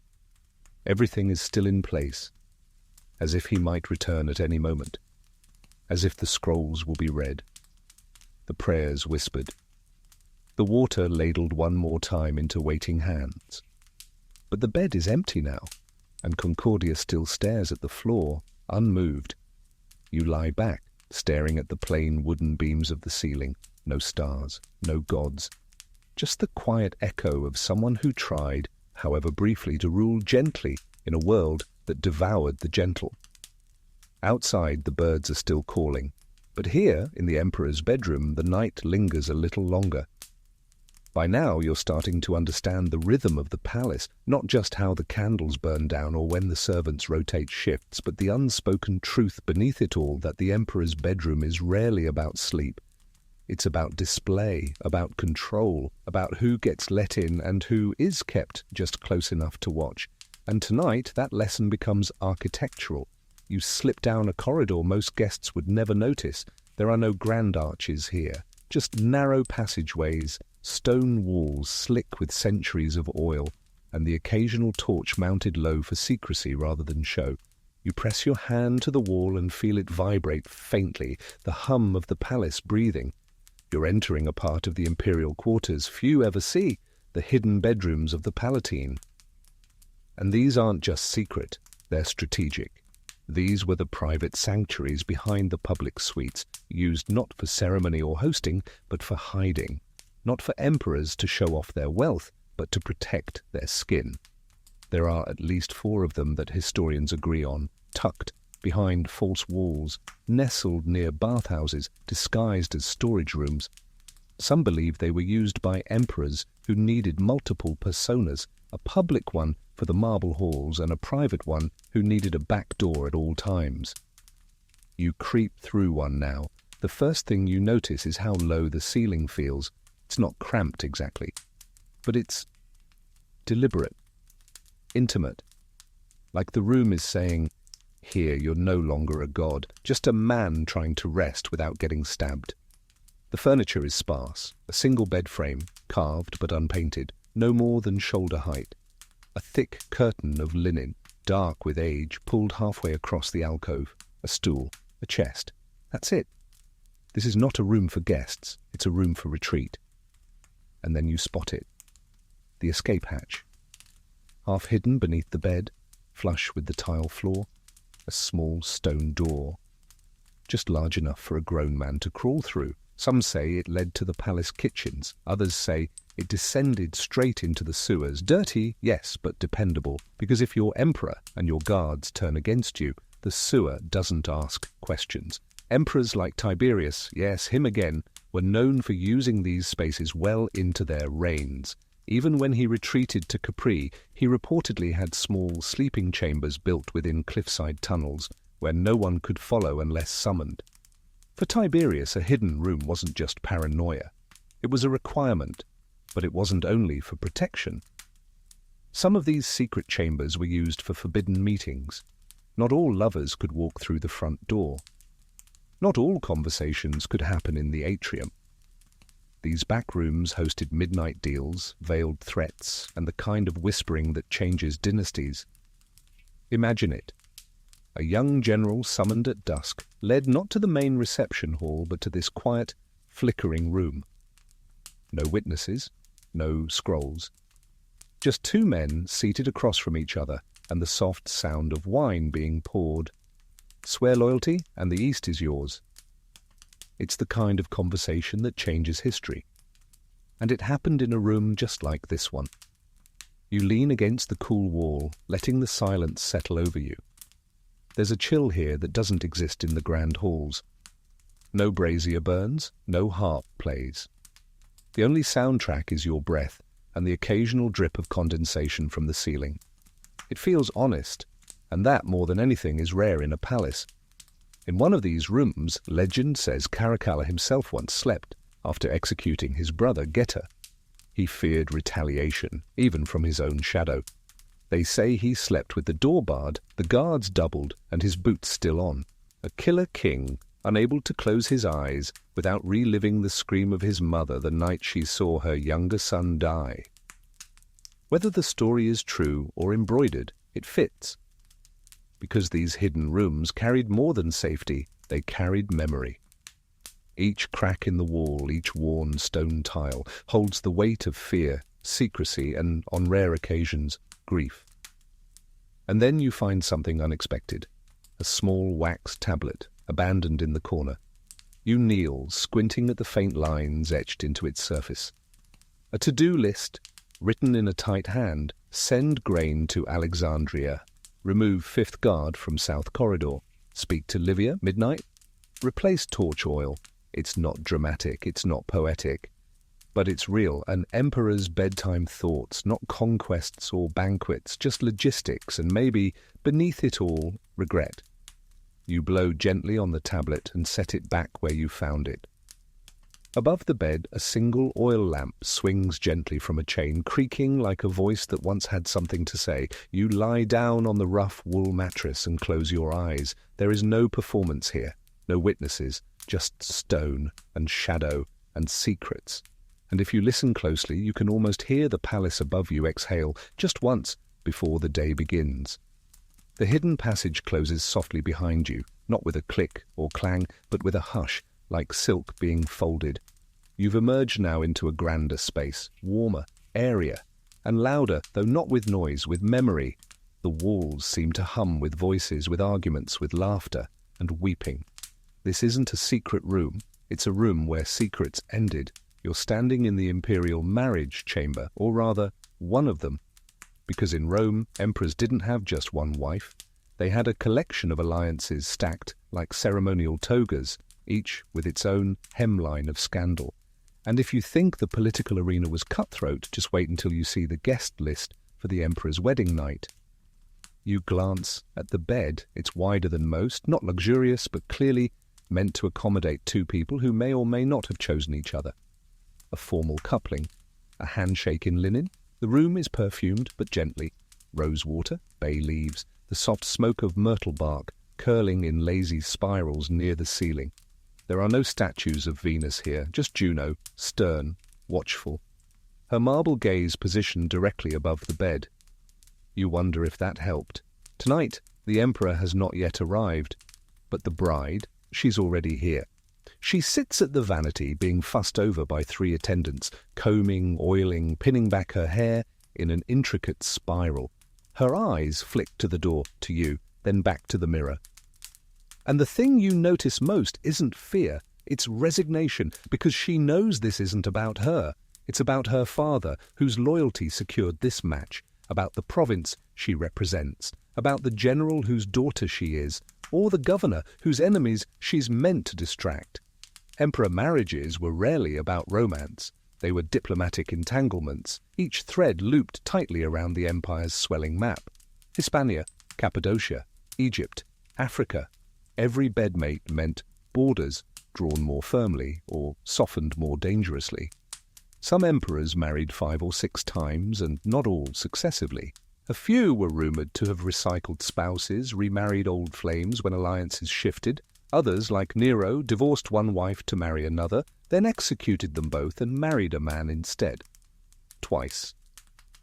Historians still argue whether that was political, personal, or just Nero being Nero, but tonight's bride. She's a name you won't remember because Rome didn't remember her. She'll be referred to in scrolls as the daughter of, or the first wife of, but never simply as herself. You look down and notice the marriage contract lying open on a low table. It's written in careful script, listing dowry contents, land, jewelry, possibly livestock, citizenship terms, and, oddly, Clause 14, the right of the emperor to annul without cause. The ink is still drying. There are fingerprints near the bottom of the scroll, smudged, small. You wonder if the bride signed it with a steady hand. And then the door opens. Not wide, just enough for the emperor to slip inside. You don't see his face, only the glint of a signet ring, the flash of a laurel clasp. His robe rustles, his steps are soft. He approaches without greeting, like this is a duty, already late. The attendants bow and leave, the lamplight dims, and then the door shuts again. You don't stay to watch what happens next. You move quietly to a side room where the real decisions are made. Because here's the strange thing. The imperial bed wasn't just a place of union, it was a bureaucratic event. Witnesses were sometimes required, scrolls were signed, temple sacrifices were made. If a child was conceived, the news was announced with more pomp than a military victory. If a child wasn't conceived, well, new arrangements could be made. You remember Livia, wife of Augustus. She was said to have orchestrated much of the imperial succession behind closed doors. She ruled her household like a tactician, even selecting future brides for her sons and stepsons. Her bedroom was a war room with nicer cushions. And then there was Faustina, wife of Marcus Aurelius, known for her fertility, possibly 13 children. Her conjugal reputation was the subject of much gossip, but it didn't matter. She produced heirs. That made her powerful. You glance at a painted panel near the bed. 2 figures stand side by side, one male, one female, offering sacrifices at a small altar. A caption below reads Concordia Maritalis, the harmony of marriage. How quaint. But you know better. In this room, marriage was a contract, love was optional, offspring were currency, and wives were interchangeable. Celebrated in one season, erased in the next, buried in mausoleums that bore the emperor's name more than theirs. The bed creaks softly behind the curtain. Someone murmurs. And you, curled on a spare cushion, feel the weight of all the wedding nights that weren't, the ones that were postponed, manipulated or faked for politics, the ones where the bride cried after the doors closed, or where the emperor never showed up at all, having chosen someone else's bed that night. You wonder how many Roman wives lay in this very spot, staring at the ceiling, praying for a quick end to the evening and an uneventful tomorrow. Because sometimes, in the palace, peace was the best you could hope for. The candle flickers, the wind hums against the shutter, and somewhere in the distance a wedding feast continues without the couple. The feast still echoes faintly through the corridors, but in here it's been swallowed by the weight of silence. You step away from the marital suite and follow the curving hallway deeper into the palace's bones, where the walls grow thicker and the torches burn lower. A door opens, not grandly, just slightly, and behind it lies a room that feels colder than the rest. You've entered the Emperor's nightmare chamber. It's a bedroom, but but not for sleeping. Not anymore. The bed is untouched, the linen's too crisp, the pillows too neatly fluffed. This room is inhabited not by a sleeper, but by someone who waits, someone who dreads the moment his eyes close, because in this room the Emperor dreams of assassination. Tonight it's Gaius Caligula, and he's already pacing. He doesn't notice you. He's mumbling to himself, barefoot on the marble floor, which has been worn smooth in two parallel paths from years of this same ritual. Forward, back, forward again. His robe is open at the chest. His hair is slightly damp, as if he's just bathed, or tried to wash something off that wouldn't leave. Caligula's room is paradoxical. Lavish, yes, but uneven. A golden candelabrum stands beside a cracked clay jug. Silken wall hangings embroidered with mythic beasts billow next to a table with a half-finished sculpture of himself. It's made of beeswax, and he's already stabbed it once. The dagger still sticks out of its shoulder. The bed is large, very. 4 posts carved with winged deities, their faces contorted. Some in ecstasy, some in agony. You can't tell which is which. On the table beside the bed lies a bowl of fruit, untouched. The grapes have shriveled slightly. You suspect he's had them tested for poison 3 times today, because that's what it's like to be emperor, and Caligula knows it better than most. You may remember him for the debauchery, the theatrics, the declarations of divinity, but at night, he was afraid, and not without reason. Caligula survived a deadly illness early in his reign. Some say he was never the same afterward. Others say he was always unbalanced, just better at hiding it when he was younger. But once he took the throne, the paranoia bloomed. He saw traitors everywhere, plots in every glance, daggers in every shadow. Even the moonlight on the floor looked suspicious. He once moved his sleeping quarters nightly, never telling the same guard where he'd rest next. His palace was full of false walls, trapdoors, secret stairways, and rotating bed frames. Yes, rotating. So no one could ever say with certainty where his head would be lying when the blade fell. You sit on a small bench near the wall, watching him now as he whispers to a shadow. Not a person, just a shadow. Then he pauses, listens, tilts his head, laughs. There's no one there. And yet he continues speaking. Tell them I'm already dead. Tell them I've seen them in my dreams. Tell them I sleep with both eyes open. You believe it. He didn't sleep much. When he did, he insisted on a light burning at all times. Sometimes 2. Once, reportedly, he had the moonlight blocked entirely from his chamber after dreaming that Luna herself was plotting against him. The most chilling part? He may have been right. Not about the moon, of course, but the threats, they were real. Senators whispered. Guards exchanged glances. Even his closest allies flinched when he laughed too hard. And yet he refused to be weak. His bedroom became a fortress. He kept weapons under every cushion, a dagger in the mattress, a javelin under the couch. He even once slept with a breastplate on, just in case. You glance toward the far corner of the room. A servant is curled there, asleep on the floor, or pretending to be. You can't tell. Either way, he's not snoring. Caligula doesn't tolerate noise, especially not at night. Behind the curtain, the hallway guard shifts. The torch sputters. Caligula stops pacing. He turns his head slowly, as if hearing something only he can detect. His eyes narrow. He walks toward the wall, places his palm flat against the painted surface and whispers, "Even now they crawl." You wonder if he's talking about assassins, or thoughts, or regrets. Then he returns to the bed.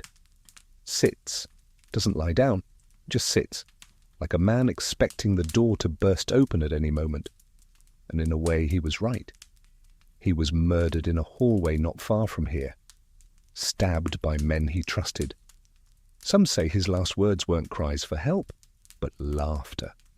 As if the very thing he feared had finally arrived, and all he could do was welcome it like an old friend. You lie back now, your head pressed against a cushion that smells faintly of rosemary and sweat. You listen to the emperor breathe, uneven, shallow, deliberate. Each breath a negotiation with silence. This room doesn't sleep, it waits, and so do you. You don't even realize you've drifted off until your eyes flutter open to a different kind of quiet. Not the tension-heavy stillness of Caligula's paranoia chamber. This quiet feels structured, organized. It hums like a line of neatly written law, precise, sterile, and vaguely threatening in its politeness. You've stumbled into a room governed by Roman legislation, more specifically, the Roman bedroom laws. And tonight, the emperor isn't the only one deciding who gets to sleep with whom. That's already been decided by statute. You glance around and find yourself in a chamber not defined by plushness or power, but by boundaries.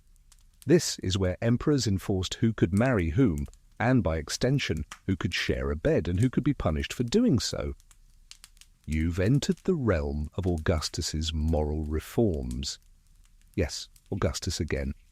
The man who rebranded an empire after Julius Caesar's messy exit and Mark Antony's Egyptian vacation with Cleopatra. When he wasn't reorganizing provinces or commissioning statues with flattering noses, Augustus was deeply invested in your bedroom behavior. In fact, he passed a set of laws called the Lex Julia, which wasn't about names or togas, it was about morality, specifically regulating adultery, marriage, and the production of legitimate Roman citizens. The bed in this room is unremarkable, modest, functional. But the scroll on the table beside it, that's where the real drama lies. It's a copy of the Lex Julia de Adulteriis Coacendis, a law criminalizing adultery and permitting husbands, and sometimes fathers, to execute the man caught sleeping with their wife or daughter, without trial. Yes, that's right.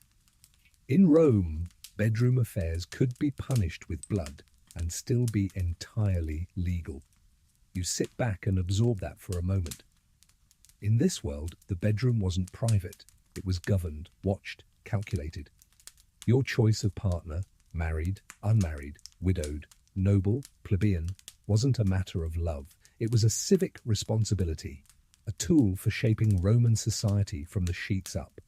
And emperors? They were expected to set the example, which is why Augustus banished his own daughter. You remember Julia the Elder, clever, charismatic, and far too fond of witty lovers. Her flings were whispered about in the forum. Her admirers were poets, senators, and unfortunately for her, not her husband. So when the rumours became inescapable, Augustus exiled her to a remote island. Historians still debate whether he did it out of principle or shame. But it sent a message. No one, not even blood, was exempt from bedroom law. You glance at the bed again. It's covered with simple linen, neatly pressed. You imagine a magistrate sleeping here, tossing and turning, worrying less about enemies and more about who, in his household, might be violating a clause he himself signed into law. It gets worse. The Lex Julia didn't just punish adultery, it rewarded reproduction. That's right. Having kids became a legal incentive. Couples with 3 or more legitimate children were granted tax breaks, priority in public offices and social prestige. Those who remained childless, penalized, left off inheritance rights, blocked from certain appointments. Imagine trying to sleep with that pressure, not just to be married, but to be fruitful, on demand. There's a record of one senator whose marriage was investigated after his wife failed to conceive within 2 years. The issue? She was infertile and they both knew it. But they loved each other, so they stayed married, quietly, until an informant reported them. Yes, informants. There were rewards for turning in your neighbour's secrets. And you wonder why the walls in Roman bedrooms were built so thick. The emperor's own bed wasn't safe either. Later, rulers like Claudius and Hadrian had to publicly justify their marriages, divorces and adoptions, not for love, but to prove they were serving the state through their sheets. And for those whose partners were deemed inappropriate, too low status, illegal, foreign, questionable, actor or gladiator, absolutely not. In fact, it was a punishable offence for senators to marry actresses, dancers or freed women. So if an emperor did it, the backlash was immediate. You recall Caracalla, who reportedly married a woman below his rank. The Senate fumed, scrolls were drafted. One poet wrote that Rome's throne had married the stage. It didn't help that she was popular with the people. The combination of affection and disapproval was a dangerous one. And yet, despite all this regulation, Rome was notorious for bending its own rules. Backdoor unions, unofficial concubines, adoptive arrangements to sidestep restrictions. Entire families created legal fictions just to marry the person they actually liked. Because love, it turns out, rarely reads the law. You shift on the cushion, wondering how many emperors lay awake in this room, weighing desire against decree, knowing that the wrong marriage could spark rebellion, that one kiss caught in the wrong villa could land them on the sharp end of a historian's pen, or worse, a conspirator's blade. And perhaps the strangest thing?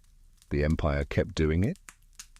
Centuries later, emperors were still issuing edicts on betrothals, bloodlines, and who could inherit what based on whose bed they had once quietly slipped into. You glance again at the Julia scroll. So many words, so few dreams. And just beyond the curtained archway, you hear the footsteps of another scribe, delivering tomorrow's revisions to a law that was never truly followed anyway. The candle flickers, and you roll to your side, wondering when even sleep is regulated, or where can an emperor go to rest? The scroll still lies beside the bed, its careful Latin script now curling slightly at the edges from the heat of the nearby candle. You let it be. The ink may fade, but the rules, they never quite leave the room. And now you move into a space where there are no rules. Or rather, where rules are bent into sculptures and symbols, arranged not in law books but in marble, pigment, and gold leaf. You're standing inside the emperor's visual bedroom, a place not necessarily where he slept, but where he wanted others to think he did. A public-private chamber, used rarely but seen often, a bedroom made for propaganda.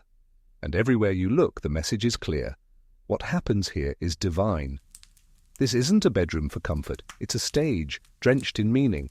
The bed is enormous, carved from ivory and ebony, flanked by Corinthian columns. Not one cushion is out of place. A sleeping platform, yes, but also a symbol of imperial order. The sheets shimmer faintly with embedded threads of electrum. Not so much soft as a diplomatic statement you can nap on. You step closer and notice the mural on the wall above the headboard. Two figures, Mars and Venus. He, muscular and stern. She, reclining in a posture that seems relaxed. But you notice her fingers curled tightly around the hem of his cloak as if to say, "Don't go far." Beside them, Cupid, tossing aside his bow in favor of a scroll. Love and law, bound together in divine sleep. This image, not an accident, because for many Roman emperors the bedroom was curated to project an ideal. The public might never enter this room, but stories of it would be whispered. Visitors from distant provinces might catch a glimpse as they were ushered past. Foreign dignitaries would hear rumors of its frescoes, its statues, its aromas, and the implication was always the same. Rome is strong because the emperor rests beneath divine eyes. You remember how Augustus, ever the brand manager, once had a chamber painted with scenes from Homer, Achilles resting in his tent, Odysseus sleeping under foreign stars. The suggestion, even heroes need rest, and their dreams shape the fate of the world. Later emperors took this further. Hadrian commissioned a sculpture for his bedroom of Antinous as Ganymede, cupbearer to the gods. Some say it was erotic. Some say it was spiritual. Either way, it wasn't subtle. His bedroom whispered, "The emperor drinks from Olympus itself." But none were bolder than Nero. You walk along the frescoed wall, past fluted columns, and there, at the center of the room, is the infamous rotating ceiling panel. Yes, Nero built a bedroom with a revolving ceiling designed to sprinkle flowers and perfume over guests as they reclined. Think of it as a divine stage effect. Roses might fall while Nero strummed his lyre, the very ceiling blessing his verse. Was it restful? Probably not. Was it unforgettable? Definitely. And this room, while quieter now, still bears traces of that theatricality. The mosaic floor depicts Somnus, god of sleep, gently draping his wings over the empire itself. Except, look closer. The wings aren't closed, they're hovering, as if sleep might be revoked at any moment. A reminder, even rest is conditional for the powerful. You pause by the dressing table. It's more like a shrine, ivory combs, gem-encrusted perfume bottles shaped like amphorae. One ring, set with a carved onyx cameo of Venus holding a scroll, rests in a tiny bowl of crushed saffron. A scribe once described Nero's bedroom as having the scent of sleep and seduction all at once. He meant it as flattery, possibly, or maybe it was a warning. And beyond the bed, a small alcove with a statue of Jupiter. Not his usual thunderbolt-wielding pose. Here, he's reclining, watching, judging, always present. It wasn't enough for emperors to sleep. They had to sleep under divine surveillance. Their rest was never entirely their own. It was a performance, a tableau, a curated rumour. You sit on the edge of the platform bed now, half expecting someone to burst in and start describing you in heroic verse. Instead, there's only the soft crackle of a wall-mounted torch and the echo of someone else's footstep, probably a servant checking if the flowers on the mosaic need rearranging. You run your fingers over the surface of the silk bedspread. It's cool, too cool, the kind of fabric that looks beautiful but never holds warmth. That's the thing with these rooms. They're designed to be seen, not felt. And you wonder how many emperors lay here, wrapped in gold, surrounded by frescoed gods, perfumed and praised, and still felt alone. Because even when you rule the world, no painting will kiss you goodnight. The torchlight flickers across the mural of Somnus, and for a moment you feel your own eyelids grow heavy. But just as you're starting to sink into the illusion of peace, the hush is broken by something oddly human. A noise, a rasp, a snore. You blink. Someone is asleep in the next chamber, truly asleep, and not just lightly dozing or pretending to, the way emperors often did to test their servants. No, this is genuine, rhythmic, unapologetic, snoring. It's the most honest sound you've heard in hours. You step softly through a velvet curtain and into another sleeping chamber, less decorative than Nero's Hall of Roses, but still richly appointed. Here, the air smells of sage and sandalwood, and the fire in the corner crackles low, casting a soft glow on the tapestry-strewn walls. And there, reclined on his side, with a fur blanket twisted around one ankle and one arm dangling off the bed, is Antoninus Pius. Of all the emperors, he may be the only one who ever slept well. You're almost afraid to breathe too loudly lest you disturb the rarest of creatures, a Roman emperor who is at peace. He doesn't flinch, doesn't reach for a hidden dagger, doesn't mumble the name of a senator in his sleep. He just snores, softly, comfortably. Because Antoninus Pius, for reasons still debated by historians, ruled an empire that for a while did not fall apart. No civil war, no assassinations, no mass executions of senators, no plagues or famines of note, just 42 years of relative stability. They called it the most boring good reign in Roman history. And yet here in his bedroom you begin to see how rare that boredom really was. The bed is large, but not boastful. The linens are thick, practical wool. A tray on the nearby table holds nothing but water, a few figs, and a wax tablet with tidy handwriting. Notes for tomorrow's meeting with a delegation from Hispania. There's even a small wooden stool with a cushion, clearly meant for the dog curled up beside it. Yes, the emperor has a dog. You try not to make a noise as it twitches in its sleep. Antoninus Pius was known to rise early, walk in the gardens, dictate calmly, and retire to bed at the same hour each night. No drama, no scandal. Historians had so little gossip that they nicknamed him the man who made good choices and went to bed on time, which in Rome was borderline revolutionary. You walk past the bed and notice a shelf of scrolls not stacked for show but clearly read. Philosophy, mostly Stoics, some Epicureans. A copy of Marcus Aurelius's earliest writings bound with a leather strap, his adoptive son, his heir, and that's when it hits you. The snore you're hearing? It isn't just rest, it's legacy, because Antoninus Pius wasn't just resting for himself. He was keeping the world calm long enough for the next ruler to grow. He knew Marcus wasn't ready yet, so he waited, he ruled, he handled the border reports and tax reforms and priestly appointments. And then each night, he came back here to sleep, deeply, without gold ceilings or scented fountains, just the sound of his dog breathing and maybe the crackle of the hearth. You sit for a while in the corner, letting the warmth of the room seep into your skin. There's something oddly hypnotic about the soft repetition of breath from the emperor's bed. It's the rhythm of stability. You start to imagine the difference it must have made to live in a Rome that wasn't waiting for betrayal, where the guards didn't switch shifts 3 times a night out of fear, where the emperor didn't slip through hidden tunnels or poison test his wine. And yet, even this peace came at a cost. Some critics later said Antoninus was too passive, that he kept Rome quiet only by avoiding the hard choices. That beneath the surface, rot still spread, slowly, silently, like a crack in marble, waiting for an earthquake. Historians still argue whether his long nap set the stage for Marcus Aurelius's waking nightmare. But you don't think about that right now. You think about the fur blankets slowly rising and falling, the scrolls quietly waiting, the wax tablet that will still be there at sunrise. For once, an emperor sleeps without dread, and for once, you do too.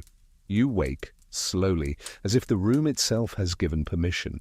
There's no urgency in the air, no dagger glinting in the corner, no whispers behind curtains, no nervous pacing from a restless emperor. Just the soft tick of embers collapsing in the hearth and the faint, rhythmic scratching of a stylus across wax. But the stillness doesn't last, because the next room you enter belongs to an emperor who never trusted silence. Here, in the bedchamber of Domitian, every sound is measured, tracked, and sometimes punished. Yes, we visited his restless mind earlier, but this is a different chamber, the surveillance chamber, a room less about sleeping and more about listening. Domitian's bedroom wasn't merely a place to rest, it was a nerve center, a palace control room disguised as a private suite. And as you step inside, the details begin to unravel like a whisper in your ear. The walls are lined with polished bronze mirrors, not for vanity but for vision. From his bed he could see behind him, to the side, to the hall, each mirror angled just enough to catch movement, an accidental glance, or a built-in habit. You suspect the latter. Domitian didn't blink unless he meant to. And then there are the footsteps, or rather their absence. Because this emperor demanded that the floors of his chambers be oiled nightly, so that the slightest step made a sound. He wanted to hear everything, every creak, every whisper, even the breath of someone tiptoeing too carefully. The bed itself? Small, surprisingly small, just wide enough for one person. It's positioned awkwardly in the room, not centered, not aligned with the walls, because Domitian believed symmetry made him predictable. You sleep in the middle, people know where to aim. So he chose the corner, a defensive sleeper. The sheets are tucked with military precision. The blanket? A thick weave of dark wool, scratchy to the touch. You run your hand along it and feel a stitched seam, barely visible, a slit, a hiding place, possibly for a blade, possibly for a scroll. This was a man who slept with a dagger beneath his pillow and who once ordered a new mattress stuffed with goose feathers taken from birds fed only figs soaked in honey, not for luxury, for control. He believed it made the feathers harder to poison. Historians roll their eyes, but you start to wonder. The real discomfort isn't in the bed, it's in the staff. Because even in his sleep, Domitian didn't just fear betrayal, he prepared for it. His servants were rotated every few days, so none became too familiar. Cupbearers were interrogated at dawn, even if nothing had gone wrong. And there were always 2 guards outside the bedroom door, but never the same 2 in a row. He trusted no one, except his notebooks. On a table beside the bed lie 3 wax tablets, each with a stylus attached by cord. You lean in to read them. Remove Flavius from Grain Committee, too familiar. Lady Quintilla visited twice this week, why? Reinforce West Corridor door, test hinges for squeaks. This wasn't journaling. It was surveillance. Domitian famously said, "I wish the Roman people had a single neck so I could cut it with one stroke." And while he may never have followed through on that dream, he did use his bedroom as an information centre. Some scholars believe certain visitors were planted not for pleasure, but for confession, that after dark he would call in senators and lovers and staff alike, not for comfort, but to watch them, to listen. You lie back on the bed, trying not to shift too loudly. The curtain at the foot of the bed is too thick for a bedroom. It's tapestry weight. You tug it aside just a little. Behind it, a slit in the wall, a passage barely wide enough for a man to fit sideways. It leads who knows where, a secret exit or entrance. And that's when it hits you. This isn't a bedchamber, it's a trap, or a bunker, a place built by a man who had everything, except trust. You remember reading that Domitian once had a slave executed because he coughed too loudly near the bedchamber 3 nights in a row. Whether it's true or not, the room makes you believe it. And still, even with all his precautions, Domitian did not die peacefully in this fortress of feather-tested pillows and wax-scrawled suspicions. He was stabbed in his private chamber by those closest to him, his chamberlain, his own freedman, possibly even his wife, depending on which scroll you read. The emperor, who heard everything, still missed the one footstep that mattered. You shift on the blanket, eyes heavy, but sleep is harder here. It's hard to rest when the walls might be watching. You leave Domitian's watchful bed behind you, slipping into a hallway that feels older. Not in age, but in ritual. The air is thick with something less definable than fear, expectation. A hush that doesn't stem from secrecy but from reverence.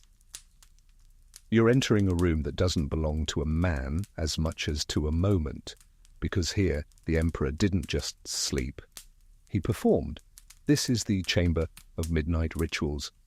And while emperors ruled by day, at night they bent to older powers, forces even their titles couldn't control. Gods, spirits, omens, whispers passed down from sibyls and haruspices. You can feel it as you step across the threshold. The stones are colder here. The shadows seem arranged. The bed is central, but it's not the focus. Your eyes are drawn instead to the altar at the far wall, a low marble slab scorched at its corners with bronze bowls, still crusted with herbs and ash. There's a smell of burnt laurel in the air, mingled with goat's milk and old wine, the scent of sacred offerings made quietly in the dark.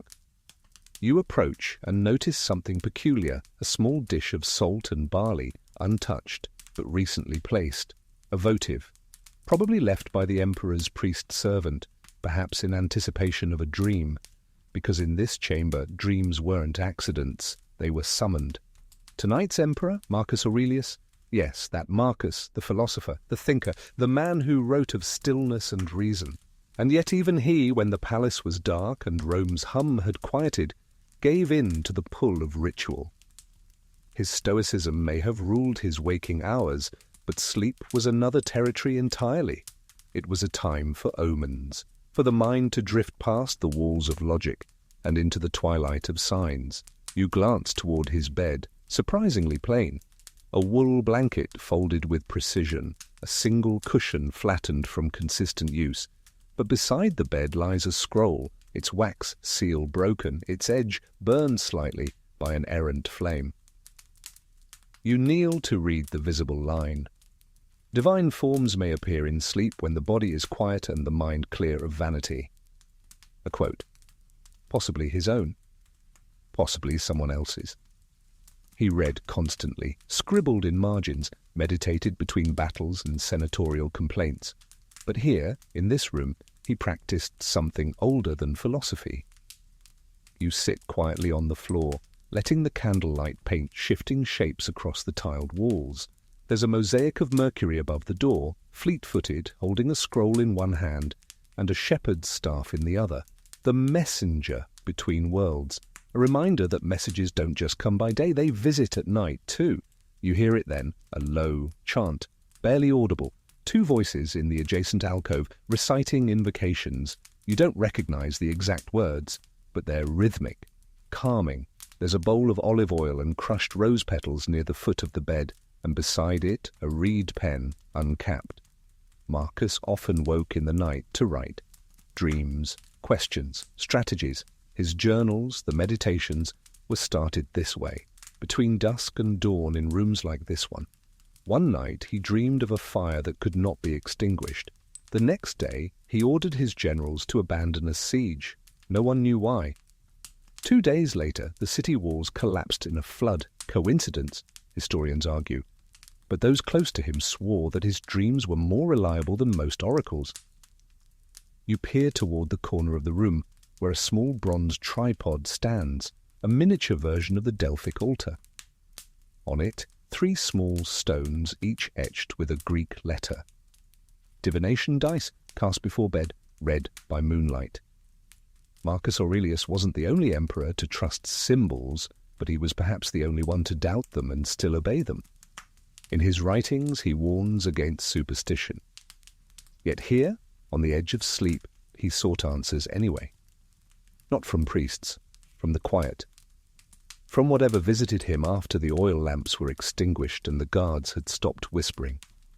You lie back now, close your eyes, and you imagine what it must be like to lead the world and still fear what your own mind might show you when it wanders.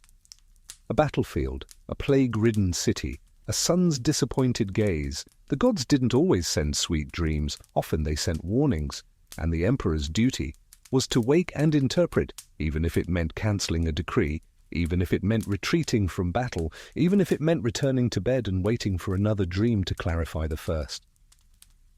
You can hear Marcus Aurelius shift under his blanket, not restlessly, not with fear, with purpose. Tonight's ritual is complete. The dream, if it comes, will come unforced. And tomorrow, Rome will rise or fall by what it tells him. You wake to the faint clink of bronze against pottery. Not a jarring sound, but careful, careful. A servant's hand placing something on a tray, a cup, a spoon, a bowl of something warm, steaming faintly in the morning chill. Only, it isn't for you. You're in the emperor's private tasting chamber now. A narrow room just off the main bedchamber, windowless, dim, and designed not for sleep, but for survival. Because if the imperial bedroom was a palace within a palace, this was the moat. The first line of defense against Rome's most popular hobby, poison. The bed here is small, bare, a simple cot for a food taster who never sleeps deeply. And tonight's emperor? Claudius, scholar, survivor, sleeper with one eye open. You know him as the stuttering, twitching man the Senate underestimated. But don't let that lull you. Claudius may have stumbled to power after Caligula's assassination, but once he had the crown, he knew better than anyone what the palace kitchen could really cook up. This chamber, this unremarkable antechamber, with its shelves of amphorae and stacks of sealed jars, is where every cup, every piece of fruit, every sleepy sip of warm milk was tested first. Not by magic, by human sacrifice. The imperial taster slept here, or tried to. He was often woken at odd hours by the emperor's cravings or paranoia. You look at the tray beside the low brazier. 1 clay cup of fig syrup and warm wine. A silver spoon, polished. 3 dates, split open. A small bite of cheese, already nibbled. And on the far corner of the tray, a thin scrap of parchment with initials. TQ, taster. Quintus, still alive apparently, but not for long. Quintus rarely lasted a full year. Claudius was methodical and paranoid.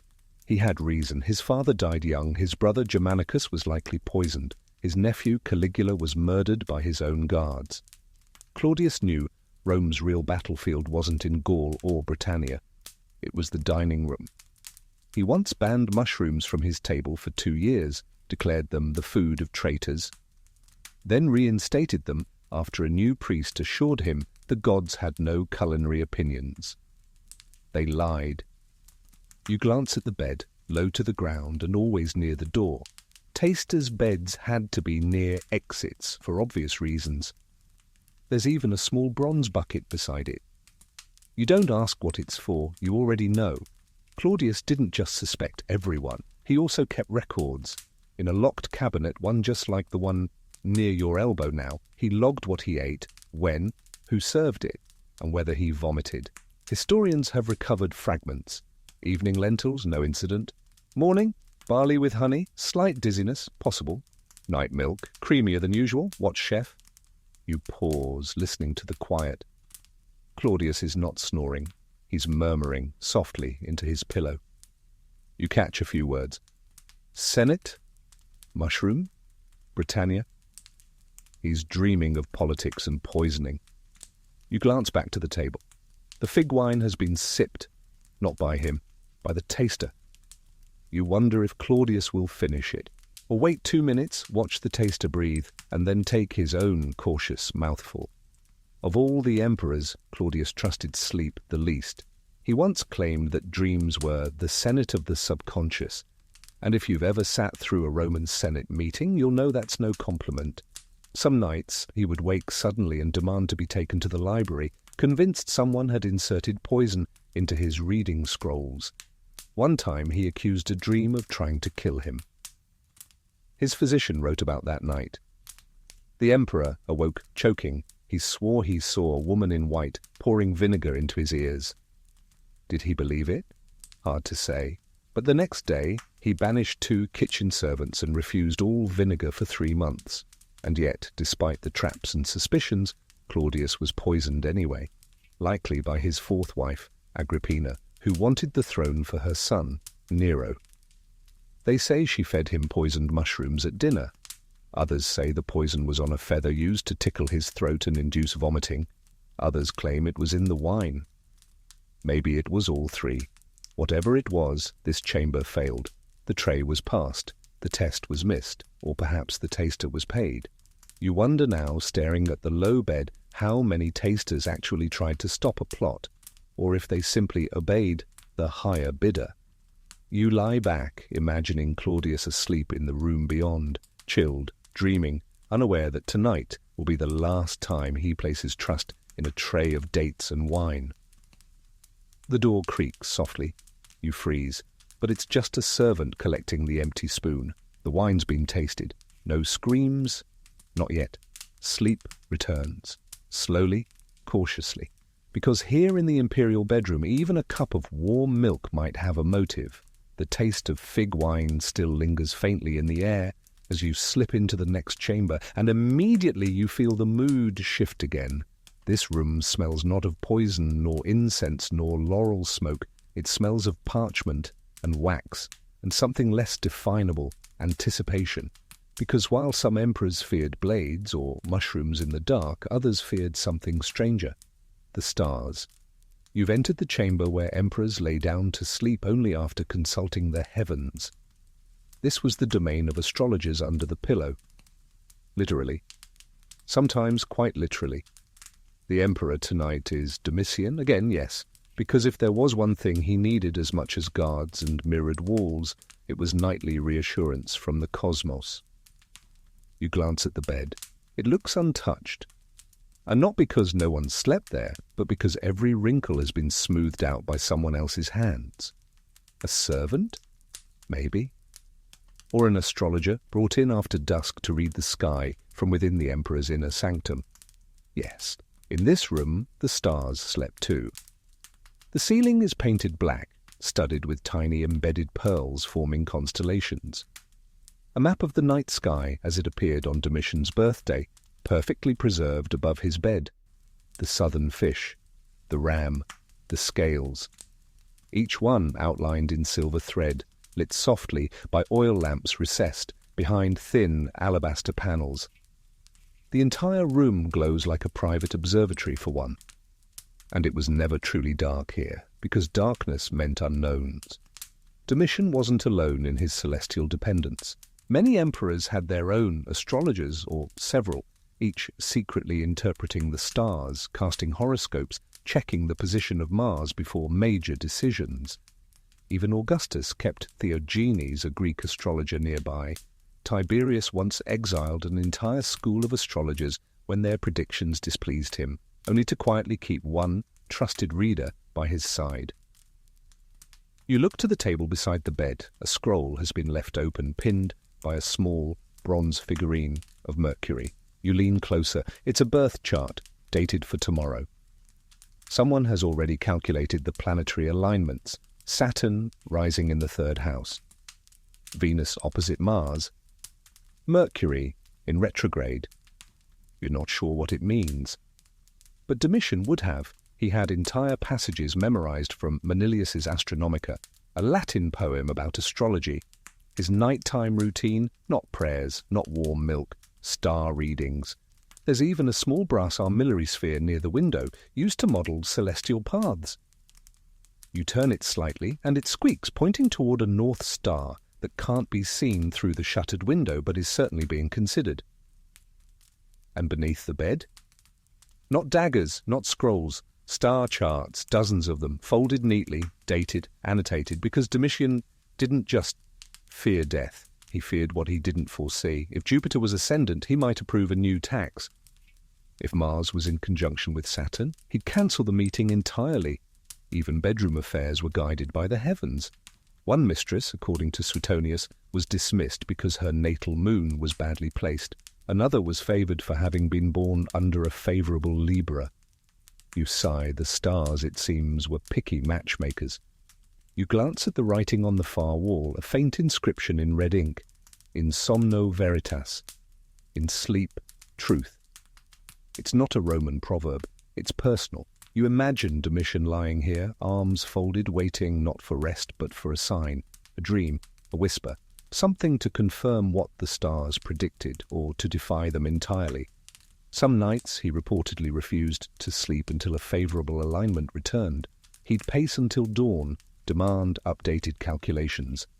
Once he ordered a full eclipse reenacted in a marble chamber using mirrors and coloured lanterns, just so he could experience it sooner. You lie back now, letting your eyes trace the ceiling's constellations. They're oddly comforting, because while daggers and poison can surprise you, the stars follow rules. They don't change for ambition. They don't lie to please, and maybe that's why emperors, who lived in a sea of flattery and shifting loyalties, trusted the sky more than their own wives or friends. Here, there are no whispers, only orbits. But there's irony in it too, because even as they tried to map their fates in the stars, many emperors forgot that Rome didn't always move with the heavens. It moved with rumour, with fear, with betrayal. A perfect horoscope could not stop a badly timed knife. Domitian himself was reportedly warned, beware Saturn's return. He dismissed it. Until Saturn returned, and so did his enemies. He was killed shortly after, probably in daylight. You stare up once more and wonder if he had time to look at the stars one last time, to ask them why they didn't warn him more clearly. Or maybe they did. But emperors, like the rest of us, often hear only the answers we want. The candle burns lower, a constellation flickers slightly, and your own dreams begin to drift, shaped just a little by the ceiling above. There's a hush in the next corridor, a velvet kind of silence that feels padded and rehearsed, the kind of silence you might find behind a theatre curtain just before the show begins. Only here, the audience is one man, and the performance takes place under silk sheets. Tonight, you've stepped into the private quarters of an emperor with very public lovers. Welcome to the world of hired companions and official favourites, where affection was a contract, intimacy was policy, and love, well, love was optional. You pause at the entry arch, where two bronze sconces flicker with unusually low flames.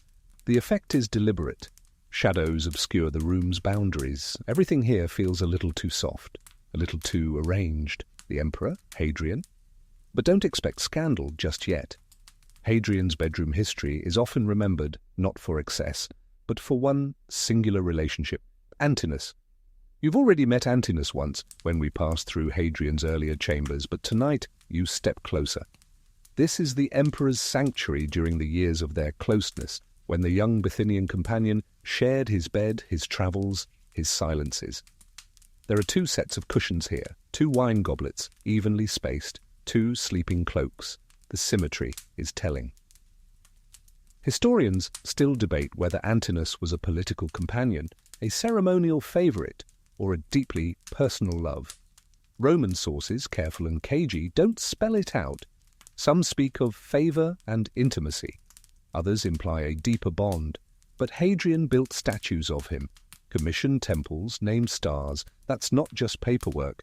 And when Antinous died, drowned in the Nile under still mysterious circumstances, Hadrian mourned like a man hollowed out. He built a city in Antinous' name, had coins minted with his face, declared him a god. Love? Maybe. Obsession? Possibly. Strategy? Could be. That's the thing about Roman emperors and their companions. Affection was never just personal. Every bedmate was a political statement. A companion could raise suspicion, stir the Senate, alter alliances. Hadrian's choice was radical, not because Antinous was male, but because he was Greek, provincial, and powerless. There was no political gain in it, no title to secure, just connection. But not every emperor made such choices from the heart. You turn now to another figure, Commodus, son of Marcus Aurelius. His companions were less godlike and more gladiator chic. Commodus kept a rotating cast of lovers, women, men, and occasionally both at once, depending on which story you believe. One account describes a young companion named Philocommodus, who was trained to mimic the emperor's movements, even in bed, as a kind of erotic echo. Another tale tells of chariot drivers and actors invited nightly into Commodus's bedroom, where performance didn't stop with the theatre. His lovers were dressed in costume, paired with props, sometimes with lions watching from cages, because of course they were. Commodus treated the bedroom like an amphitheatre. The only applause that mattered? His own. You glance to the marble bust in the corner, perhaps of one such companion. It's unsigned, the features idealized, no name recorded, because while emperors were immortalized, their lovers were often forgotten. That's not to say all relationships were transactional. Some were real in the most human of ways. The Emperor Trajan, for instance, was said to be exceedingly fond of his male favorites, though records are vague. The historian Cassius Dio dryly noted he enjoyed wine and boys, as many do. A gentle jab, but telling. Roman morality didn't condemn same-sex relations. It judged the roles, the age, the social class. Who was in control? Who was being used? You lean against the bedpost now, hand brushing the embroidery of the coverlet. It's stitched with laurel leaves and dolphins. Light-hearted, almost playful. And that, perhaps, is what the imperial bedroom sometimes offered, a break from the deadly calculations of daytime, a moment of softness, of laughter, of something approaching truth before dawn came crashing in again. But never forget, even hired companions could become spies. Lovers could carry blades beneath their robes. The emperor's vulnerability wasn't just emotional, it was tactical. Domitian once executed a lover for sleeping too lightly. The implication? He might have been faking, listening, plotting. Sejanus, the infamous prefect under Tiberius, allegedly placed a lover in the emperor's bedroom not for pleasure, but to influence his moods, whispering things in the dark, planting doubts between kisses. So when an emperor chose a bedmate, he wasn't just choosing comfort, he was choosing what voice he'd hear in the silence. You pull the sheet around your shoulders now, and you wonder, if you were emperor, who would you let that close? Someone beautiful, smart, loyal, dangerous, or maybe no one at all. Because sometimes the safest bed is a lonely one. The air in this room is thick, not with perfume or warmth or even politics, but with a different kind of tension, the kind that crackles around a conqueror too long at rest, because tonight's emperor has just returned from victory. And that means the imperial bedroom is no longer a private place of rest. It's a stage for dominance. This is the night of the bedding of conquest. You step inside and nearly stumble over a pair of discarded sandals, delicate, foreign, embroidered with tiny pearls. They don't belong to any Roman noblewoman. They were left behind by someone from far beyond the empire's centre, someone brought here not for comfort, but for ceremony, that someone might be a princess from a newly conquered region, or the widow of a dethroned king, or a symbolic captive handed over during the triumphal parade. The point wasn't her name, it was her presence. Because to Rome, and particularly to its emperors, conquest wasn't complete until it extended to the bedroom. This wasn't about romance, wasn't even about lust, it was ritualized control, a private continuation of the public victory. You sit cautiously on the edge of the great bed, where velvet covers have been drawn back with ceremonial precision. At the foot of the bed, a carved ivory stool for the conquered guest to sit while waiting. She wouldn't be allowed to recline, not yet. That was a Roman privilege. Historians still argue whether these beddings were standard practice or rare indulgences, but there's no doubt they happened. Ancient writers recorded such scenes with a mix of awe and discomfort. Emperor Tiberius, for example, once brought back the wife and daughters of a defeated tribal leader, installed them in his villa on Capri, and according to whispers, re-educated them in Roman ways. The term is vague, intentionally so. Even Julius Caesar, before he was emperor, was said to have cleansed Gaul with both sword and seed. One of his most notorious relationships was with the Queen of Mauritania, gifted to him by a grateful ally. He kept her in a tower near his tent, like a trophy. You glance now at the wall of this chamber, hung with tapestries depicting victories, not battles, not cities, women. Each stitched figure kneels, hands outstretched, head bowed. One clutches a rose, another wears broken chains. The symbolism isn't subtle. This room isn't a place of love. It's a living footnote in an imperial record. And yet, the tension is complicated. Some of the women brought into these spaces weren't mere victims. Some became players. Few even rose to power, turning forced proximity into long-term influence. Consider Berenice, Queen of Judea. After being taken into the imperial circle, she became the lover of Titus, son of Vespasian. Their relationship scandalized Rome, not because it was cruel, but because it lasted. She stayed in the palace for years, was treated like an empress, until politics demanded her exile. She didn't fight it. She understood the rules. Power in Rome was never about permanence, only proximity. You shift on the bed. The sheets are stiff, newly laundered, scented faintly with myrrh and a hint of something metallic. Iron, maybe. There's a small mirror on the bedside table, not for the emperor, for the other, so she could adjust her veil or watch his face. And then there's the scroll. It's short. A single line in Latin, Veni ut domina beris. I come that you may be ruled. This wasn't just bedding, it was indoctrination, a final seal on Roman dominance. But it wasn't always one-sided. A few times in Rome's long life, the conquered refused to yield. One tale tells of a woman from Parthia who, on being led into the emperor's chamber, bit her own tongue and spat blood on the sheets before being removed.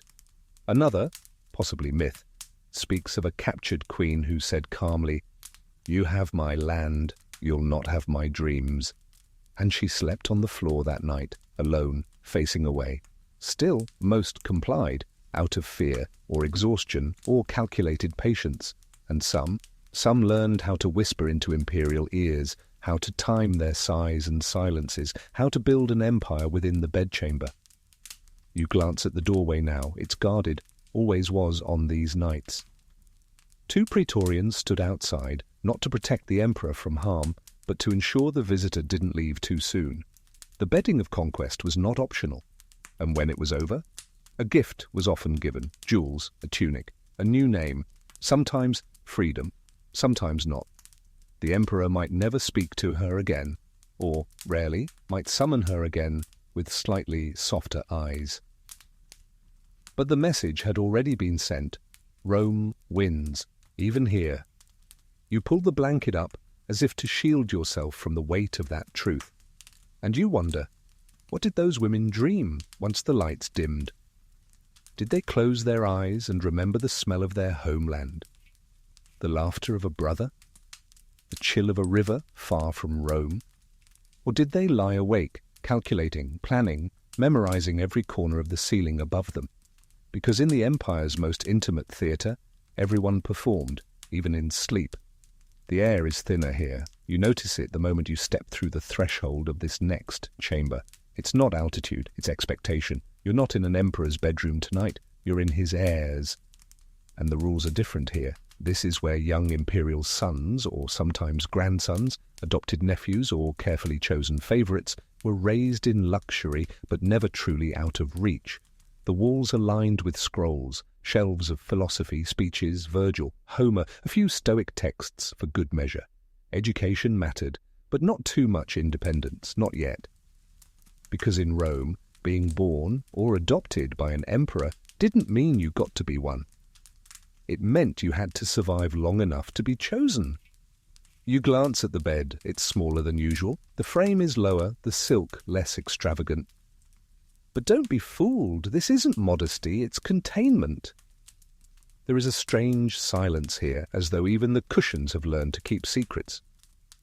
Tonight, the occupant of this room is Nero, but not the infamous fire singer of later years, not yet. He's still Lucius Domitius Ahenobarbus, a teenager adopted by Emperor Claudius. A boy whose mother, Agrippina the Younger, would do anything to see him in the big bed down the hall. And that means this room was monitored, managed, manipulated. Agrippina is said to have visited her son here every night. Not just to tuck him in, but to shape him, to sharpen him, to remind him that love, power, and inheritance are all the same thing in Rome, conditional. You glance toward the curtain. There's movement behind it. Not real, of course. But you can imagine her presence, half cooing, half coercing. She might bring him warm milk and a bedtime story about how Caligula's mother was killed, or how Tiberius once adopted a man and then had him strangled. Sleep tight, sweetheart. Historians still debate the nature of Nero and Agrippina's relationship. Some ancient sources, hostile and scandal-loving, suggest it went beyond motherly devotion. Others argue those claims were slander, concocted by senators desperate to tarnish a bloodline they already hated. But what's clear is this: Nero didn't just inherit a throne, he inherited a web. And this bedroom, it was both cocoon and trap. There's a small bronze box under the bed, inside a collection of carved ivory tokens, pieces from a childhood game. You pick one up, it's shaped like a miniature lyre. Even now he was already dreaming of music. But dreams had to be approved. Claudius preferred his own biological son, Britannicus, until Agrippina made sure Nero's name was on the lips of the Senate. Even in here, on the pillow, Nero probably rehearsed the lines she fed him. There's a story, possibly exaggerated, that Agrippina once slipped sleeping draughts into Britannicus's wine and brought Nero into his brother's room to practice comforting him. Whether that happened or not, it reveals how the bedroom could be a political rehearsal space.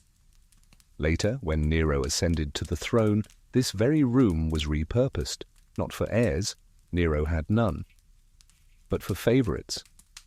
Young boys, actors, musicians, brought in to sing him to sleep or to flatter his vanity. One such boy, Sporus, was allegedly castrated and married to Nero in a mock ceremony. He was dressed as a Roman matron, paraded through the halls, given jewels and a title, and yes, he had a room like this, probably this one. You stand, a little colder now, and touch the edge of the low windowsill. The view faces inward, no city skyline, no garden, just a wall.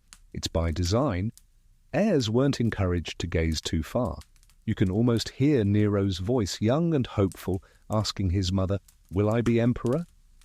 And her answer may be just a smile, or a lullaby, or a bedtime story about how lions don't wait to be crowned, they devour. Of course, not every heir slept in dread. Marcus Aurelius, for instance, is said to have been a more peaceful sleeper, even as a boy. His bedroom reportedly had paintings of philosophers, not gods. His nights were filled with meditation, not manipulation. And yet, he chose Commodus as his successor. So maybe even the calmest emperors tucked the wrong legacy into bed. You glance at the ceiling of this room. There's a crack running across it. Tiny, barely noticeable. But once seen, it can't be unseen, just like ambition. just like betrayal. The heir's bedroom is where the future sleeps, but it also snores, plots, dreams and panics under silken sheets. And tomorrow? That future might rise with a dagger in its hand, or a song on its lips, or both. You blink in the soft torchlight and find yourself in a room that smells divine, literally. Incense coils lazily in the air, sweet and strange, frankincense, myrrh, a trace of something unidentifiable but ancient. You pause in the doorway, adjusting to the glow, and realize this isn't just a bedroom, it's a shrine. And the Emperor? He's sleeping with the gods tonight, or rather, he's pretending to. Welcome to the world of drowsy deities and ceremonial bedchambers, where emperors didn't just sleep, they performed ritual proximity to divinity. And sometimes they expected the gods to answer back. The bed here isn't soft, it's hard and wide, more altar than mattress. Gold-leafed carvings of Jupiter, Mars and Venus adorn the headboard. One fresco on the ceiling shows a winged figure, half mortal, half divine, drifting between Earth and Olympus, wrapped in clouds and suggestive ribbons. Tonight's emperor is Domitian, though others have played this role too. He believed, truly, deeply, that he was in constant conversation with higher powers. And what better way to reach them than from bed? This chamber is called the Lectus Sacratus, the sacred bed. It's not always used, only on particular feast nights, eclipses, or when divine favor needed coaxing. In those moments, the emperor would lie here, head shaved, body oiled, draped in ceremonial linen, and wait for visions. Historians still argue whether these rituals were purely symbolic, or if emperors like Domitian genuinely believed the gods whispered back. Some accounts describe him waking in terror, claiming he had seen Minerva herself, warning him of betrayal. Once, legend says, he woke from such a vision and executed a close advisor before breakfast, just in case. You wander toward the marble basin near the foot of the bed. It's filled with rose water and herbs, not for bathing, for purification. A priest would have sprinkled the emperor's chest, murmuring prayers as sleep overtook him. The idea? That his dreams might be holy, or at the very least, state-approved. But it wasn't always so mystical. Sometimes the god wasn't Jupiter or Mars. Sometimes the emperor imagined himself as the deity. Caligula once ordered his bedroom to be remodeled into a mirror image of a temple and declared himself Jove incarnate. He placed a statue of Jupiter beside the bed and insisted on nightly conversations with it. If anyone interrupted, they were punished, not for blasphemy, but for interrupting the emperor's divine intimacy. Another tale, possibly exaggerated though wonderfully Roman, claims Caligula would sometimes bring prisoners into his bedroom and force them to kneel before his bed while he reclined like a god. If they flinched, they were removed permanently. You step lightly past the side table. On it, a half-burned scroll of Sibylline prophecies, charred at the edges, possibly read aloud before sleep, because nothing says sweet dreams like apocalyptic omens from ancient priestesses. Sometimes the rituals were borrowed from foreign lands. Elagabalus, ever the iconoclast, famously imported Syrian sun worship rites into his palace and his bedroom. He slept beside a black meteorite believed to be the physical embodiment of the sun god Elagabal. He also rotated his lovers according to astrological omens, insisting that Jupiter's favor required nightly variety. One surviving line from an angry senator describes his chambers as a brothel of the heavens, where stars were both excuse and audience. The idea was simple. If you pleased the gods in bed, they'd bless your reign. And if not, well. You glance at a bowl near the bed, filled with tiny carved tokens, each representing a god, a wish, a plea. Most are worn down from being handled too often. One is shaped like a winged lion, another, a disembodied eye. It's comforting and creepy, because even emperors, with all their power, had to beg for favor, in sleep, in ritual, in linen soaked with wine and superstition. You lie down now cautiously. The sheets are stiff, woven with golden thread that scratches your arms. Above you, the The fresco shimmers slightly in the torchlight. A god reaches downward, and you wonder, what did they hope to hear? That their enemies would fall, that their heirs would thrive, that they were loved, or maybe just that tomorrow would come and the city would still be standing. You close your eyes, and almost, you can hear the whispered chant of an old priest in the corner. May Jupiter guard your dreams. May Mars give you rest. May Venus turn her face away tonight, because even the gods need a break, and maybe, just maybe, they're as tired of politics as you are. The candle is still flickering when you ease into the next room, and the scent of wax mingles with ink. Yes, ink. Fresh and slightly metallic, the kind that clings to your fingertips if you dare to touch an imperial scroll, which you shouldn't. But tonight you're tempted, because this isn't just a bedroom, it's a study in disguise. By the soft light of a bronze lamp, you see it, a writing desk pushed close to the bed, its surface cluttered with wax tablets, papyrus scrolls, and the unmistakable feathered quills of imperial business. No rest tonight? Not really, because this is where emperors like Marcus Aurelius, Hadrian, and even Julian the Apostate lay down their heads and their thoughts at the same time. You don't know whether to sit or stand, so you hover. The sheets are rumpled, like someone has been tossing between sentences, too restless to sleep, too burdened to stop thinking. One corner of the bed holds a half-rolled scroll, unread or unfinished, hard to say. This is the Emperor's midnight office, and the silence here is not peaceful, it's productive. You pick up a wax tablet and find etched lines, hard to read, but the tone is unmistakable, personal, philosophical, not orders or decrees, but questions, notes, doubts. You're in the company of an insomniac philosopher king. Marcus Aurelius famously wrote his Meditations not for public reading, but as a form of nightly self-discipline. Sitting up in bed, often by candlelight, he scratched out reflections on duty, death, kindness, and the absurdity of anger. Imagine that, the man who commanded the Roman legions, reminding himself not to lose his temper when woken by snoring.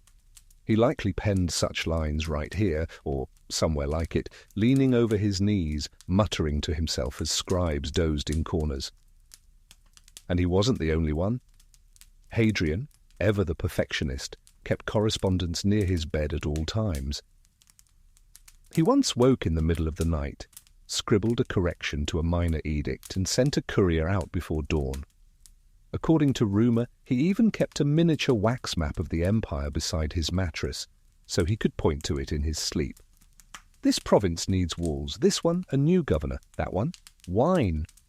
Historians still debate whether these midnight scribblings were driven by genuine duty or personal obsession. Either way, one thing is clear. For emperors, the bed was often more desk than sanctuary. Even Julian the Apostate, with his anti-Christian reputation and pagan revivalism, kept scrolls of Plato and Homer tucked beside his pillow. A tutor once noted that Julian preferred a stiff back and a sharp reed to soft pillows, which is frankly a bit much, but it tells you something about how he chose to spend his nights. You glance down at the bed again, no lover's imprint, no decorative cushions, just flat sheets, a folded woolen throw, and an oil smudge in the shape of a handprint on the pillow. Someone sat up here often, thought long, slept little. Even Augustus, the original emperor, is said to have kept scribes stationed just outside his bedroom. If he awoke with an idea, he would call out and dictate without getting up. Once he apparently had a dream about a tax reform policy, shouted it mid-sleep, and had a law drafted by morning. Rome doesn't rest. Why should its ruler? You find a small wooden box near the bed. Inside are miniature styluses, some broken at the tip. Signs of use, frustration. There's even a tiny carving of a laurel wreath, perhaps a token, perhaps just something to twirl while thinking. And then you notice the cup. Lukewarm water, diluted wine, possibly both. It's the ancient version of coffee, enough to keep the thoughts sharp, but not enough to send the emperor spiraling. There's a blanket draped across the writing chair, a subtle sign that someone, maybe a slave, maybe a secretary, was ordered to wait nearby, ready to take dictation at any hour. You imagine their sleepy scrawls struggling to keep up with a whispered monologue about grain quotas or stoic virtue, or whether the moon affects the Nile's flooding. Because sometimes the emperor couldn't shut it off, not the empire, not his mind, and definitely not his pen. Even in sleep, his thoughts chased themselves across the ceiling. Which general to promote, which senator to watch, which city needed an aqueduct before the next drought. And in those rare moments when he did drift off, his last vision wasn't of a lover or a god, it was probably a spreadsheet made of papyrus. You press forward, and the next chamber feels different, cooler, calmer, worn in a way that's not about opulence but about routine. This is no ceremonial chamber, no surveillance trap, no decadent sanctuary. This is a room for someone who has already had their fill of palaces and parades. Tonight, you find yourself in the bedroom of an emperor at the end of his reign. Possibly Diocletian, possibly Tiberius, even Septimius Severus in his final days. But whoever he is, the trappings of youth and conquest have been shed. There's no harp music here, no velvet-draped attendants fanning grapes into your mouth, no cooing advisors or priestesses with perfume, just the smell of old cedarwood and a faint trace of dried herbs. You're in the space of a man who's lived too long in command. The bed is wide, but simple. The sheets are thick linen, undyed. There's a single pillow, flattened from years of use. No embroidered birds, no golden tassels, just cloth. Beside the bed, not a mirror, but a small brass bell. For summoning help, maybe, or for counting the hours. Some sources say emperors in their later years rang bells at night, not to issue orders, but to remind themselves they were still alive. And what keeps a former god-king awake at night? You sit on the edge of the bed and realize it's not fear of assassination anymore, it's regret. Diocletian, for example, voluntarily gave up the throne, unheard of for a Roman emperor, and retired to a seaside villa to grow cabbages. He slept on a plain bed, tended his garden by day, and watched the empire unravel from afar. When envoys begged him to return, he reportedly said, "If you could show the cabbage I planted with my own hands to your emperor, he wouldn't dare ask me again." Some historians believe he suffered from gout. Others say depression. But the truth remains, he chose sleep over sovereignty. Then there's Tiberius, who withdrew to the cliffs of Capri. His bedroom was rumoured to be austere and shadowed, almost monastic. He avoided light, avoided people. He slept in different rooms each night to thwart assassins, even when no one was trying to kill him anymore. The Senate hated him. Rome gossiped. And yet he stayed, brooding, aching, endlessly remembering. What does an emperor dream of when the battles are over? You imagine him lying awake, hearing the wind whistle through the colonnades, replaying decisions like phantom voices. Should I have trusted Sejanus? Did I overtax Africa? Will they forget me? There's a shelf on the wall, not filled with scrolls, but with small wooden carvings. No gods, no laurel wreaths, just animals, a dog, a bird, a curled-up fox. Were they tokens from a lost childhood, keepsakes from the provinces, or simply the harmless hobbies of a man with no more wars to wage? Historians still argue over Tiberius's final days. Was he cruel, paranoid, lost in debauchery, or just a man too exhausted to keep up appearances? The stories conflict. Some say he died alone, choked by his own blanket. Others say he was smothered by command. Either way, he died far from the Senate, far from his bed in Rome. Then there's Septimius Severus, dying in cold, windswept York. The story goes that in his last hours, surrounded by military tents and frost, he whispered, "I have been everything, and it is nothing." You lie back on the linen pillow. It's flat, clean, unremarkable. But in its silence, you can almost hear the creak of old bones turning, the quiet sigh of a man who once held the fate of millions in his ink-stained fingers, now praying only for a few hours of rest. A basin of water sits untouched near the bed, a towel folded but never used. There are no more banquets, no more laws, just the ticking sound of the oil lamp.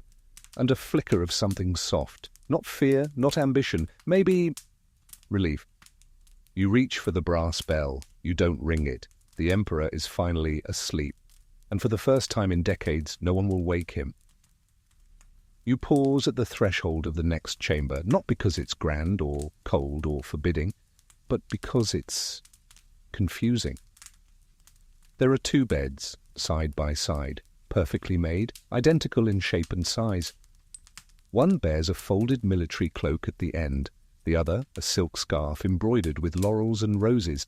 This is a room for co-rulers, and yes, at times Rome had them.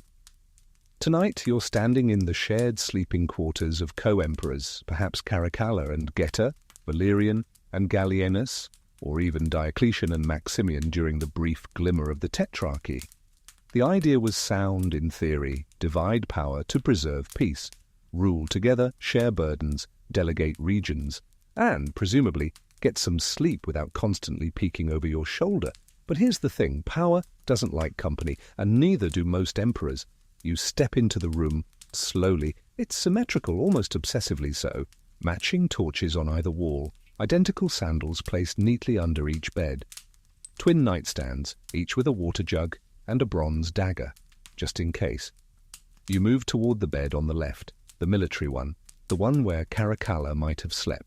His tunic would still bear dust from the parade ground, and his sword, polished nightly, rested beneath his mattress. He believed in shared rule, just long enough to eliminate the sharer. Geta, his younger brother, took the bed on the right. They were sons of Septimius Severus, groomed to co-rule after his death. But what was meant to be unity quickly became silent warfare, right here, in this very room. Historical sources say they stopped speaking. Servants had to carry notes between the 2 beds. They partitioned the palace, dined separately, plotted in whispers while feigning sleep, until one day Caracalla invited Geta to a peace talk in their mother's arms and murdered him right there, soaking the bed in blood. The linen had to be burned, the floor scrubbed, but rumour says Caracalla never slept soundly again. Historians still debate whether the murder was impulsive or meticulously planned, but all agree this bedroom, meant for brothers, became a crime scene. Later, Diocletian and Maximian tried the co-rule idea again more formally. They built mirrored palaces, designed coordinated uniforms, even appointed junior emperors to ease succession. And yet, the tension never disappeared. Diocletian was disciplined, measured, a cabbage enthusiast. Maximian was impulsive, brutal, the kind of guy who'd punch a senator in the bathhouse just for talking too loudly. One source claims that when Maximian tried to unretire and reclaim power, Diocletian refused to meet him, sent only a note and possibly a wilted cabbage leaf. You glance at the dagger on the second nightstand. It's ceremonial, supposedly, but the blade's still sharp. Because in a room like this, even the breath of the man next to you could be interpreted as a threat. There's a detail on the ceiling, 2 painted lions back to back, each looking outward. Their tails curl around each other, but their teeth are bared. It's meant to symbolize unity through strength, but it mostly reads as "don't turn your back." Imagine the insomnia, the paranoia. You're told to trust your co-emperor with your armies, your provinces, your people. But would you trust him with your blanket? A scroll on the desk contains a shared itinerary: public appearances, grain distribution meetings, temple dedications, neatly divided down the center, like a custody schedule or a ceasefire. You wonder, did either of them ever reach for water in the night and accidentally grab the other's cup? Did one ever snore too loudly? Did one ever have a bad dream and wake the other, only to pretend nothing was wrong? Maybe that's the saddest truth. Not that they hated each other, but that they had no space to, no room for forgiveness, or jokes, or mercy. Only mirrored beds, mirrored fears, and the creeping thought that the man on the other side of the room might decide he doesn't want to share anymore. The last room is quieter than all the rest. Not because it's empty, but because it's final. You step across the threshold and immediately sense it. The stillness of legacy, the hush of something just out of reach. No gold, no guards, no whispers behind silk screens. Just a deathbed, plain and narrow, and the heavy weight of a history that never truly sleeps. This is the end of the imperial line. The bed you're looking at may belong to Romulus Augustulus, the last Western Roman emperor. Or maybe it's symbolic of all of them, every ruler who once lay awake with worry or power or paranoia and now lies very, very still. The sheets are tucked in neatly, too neatly, the kind of neatness that says, no one will disturb this again. And maybe that's the point. You ease closer. The window here is cracked open just slightly, letting in the faintest breeze. It carries the smell of distant dust, wild herbs and salt, like the empire itself is dissolving in the wind. On a stool beside the bed sits a simple cup, half full or half empty, depending on your optimism. There are no more orders, no more guards at the door, no scribes scratching by torchlight, just an old tunic hanging from a peg, a broken sandal, a faded map pinned to the wall, its corners curled and torn, its edges no longer matching reality. This room doesn't belong to a god, it belongs to a man who once sat on the throne of the world and now sleeps with no one watching, not with suspicion, not with strategy, just sleep. The irony, of course, is that Roman emperors built monuments that could last for millennia, columns, baths, arches, roads stretching endlessly across continents, but none of them built a place to rest forever because they never believed the end would come. Historians still argue whether Romulus Augustulus was truly the last. Some say he was a puppet, a footnote. Others believe he deserved more, a marker, a mourning. There is no inscription here, no laurel crown, just the soft creak of the bed as you sit down, and the distant echo of forgotten names: Nero, Trajan, Antoninus, Commodus, Claudius, Caracalla, Julian, Constantine, all of them, kings of dust. The room darkens slightly as a cloud passes outside. You feel the temperature drop, not cold exactly, just faded. You glance down at the floor. There are faint scuffs in the stone, worn by pacing feet. Maybe from the last nights, as this emperor, whichever one he was, couldn't quite lie still. You lie down now, slowly, carefully. The mattress is thin but surprisingly soft. Your head fits easily on the pillow. And for the first time in all your wandering, you feel the empire let go. No torches, no screams, no coronations or executions or oaths. Just quiet.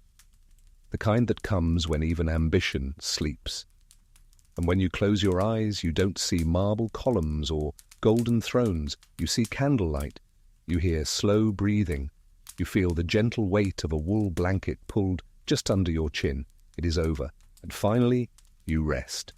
So now, as the flicker of torchlight dims and the marble corridors fade into the gentle haze of memory, you find yourself drifting, gently, easily, through the echoes of sleeping emperors long gone. The whispers of ambition no longer bite at your heels. The scheming courtiers have all vanished into shadow, and even the heavy bronze doors of the palace have closed, not with a thud, but with a sigh. The empire has quieted. Let the sandals rest by the door. Let the dagger stay in its sheath. You've made it through 1,000 years of stolen sleep, dreamt in the company of gods, ghosts, and gossiping senators, and somehow you're still here. Still breathing. Still warm. The bed beneath you doesn't shift. The night doesn't press. It just cradles. Gently. Steadily.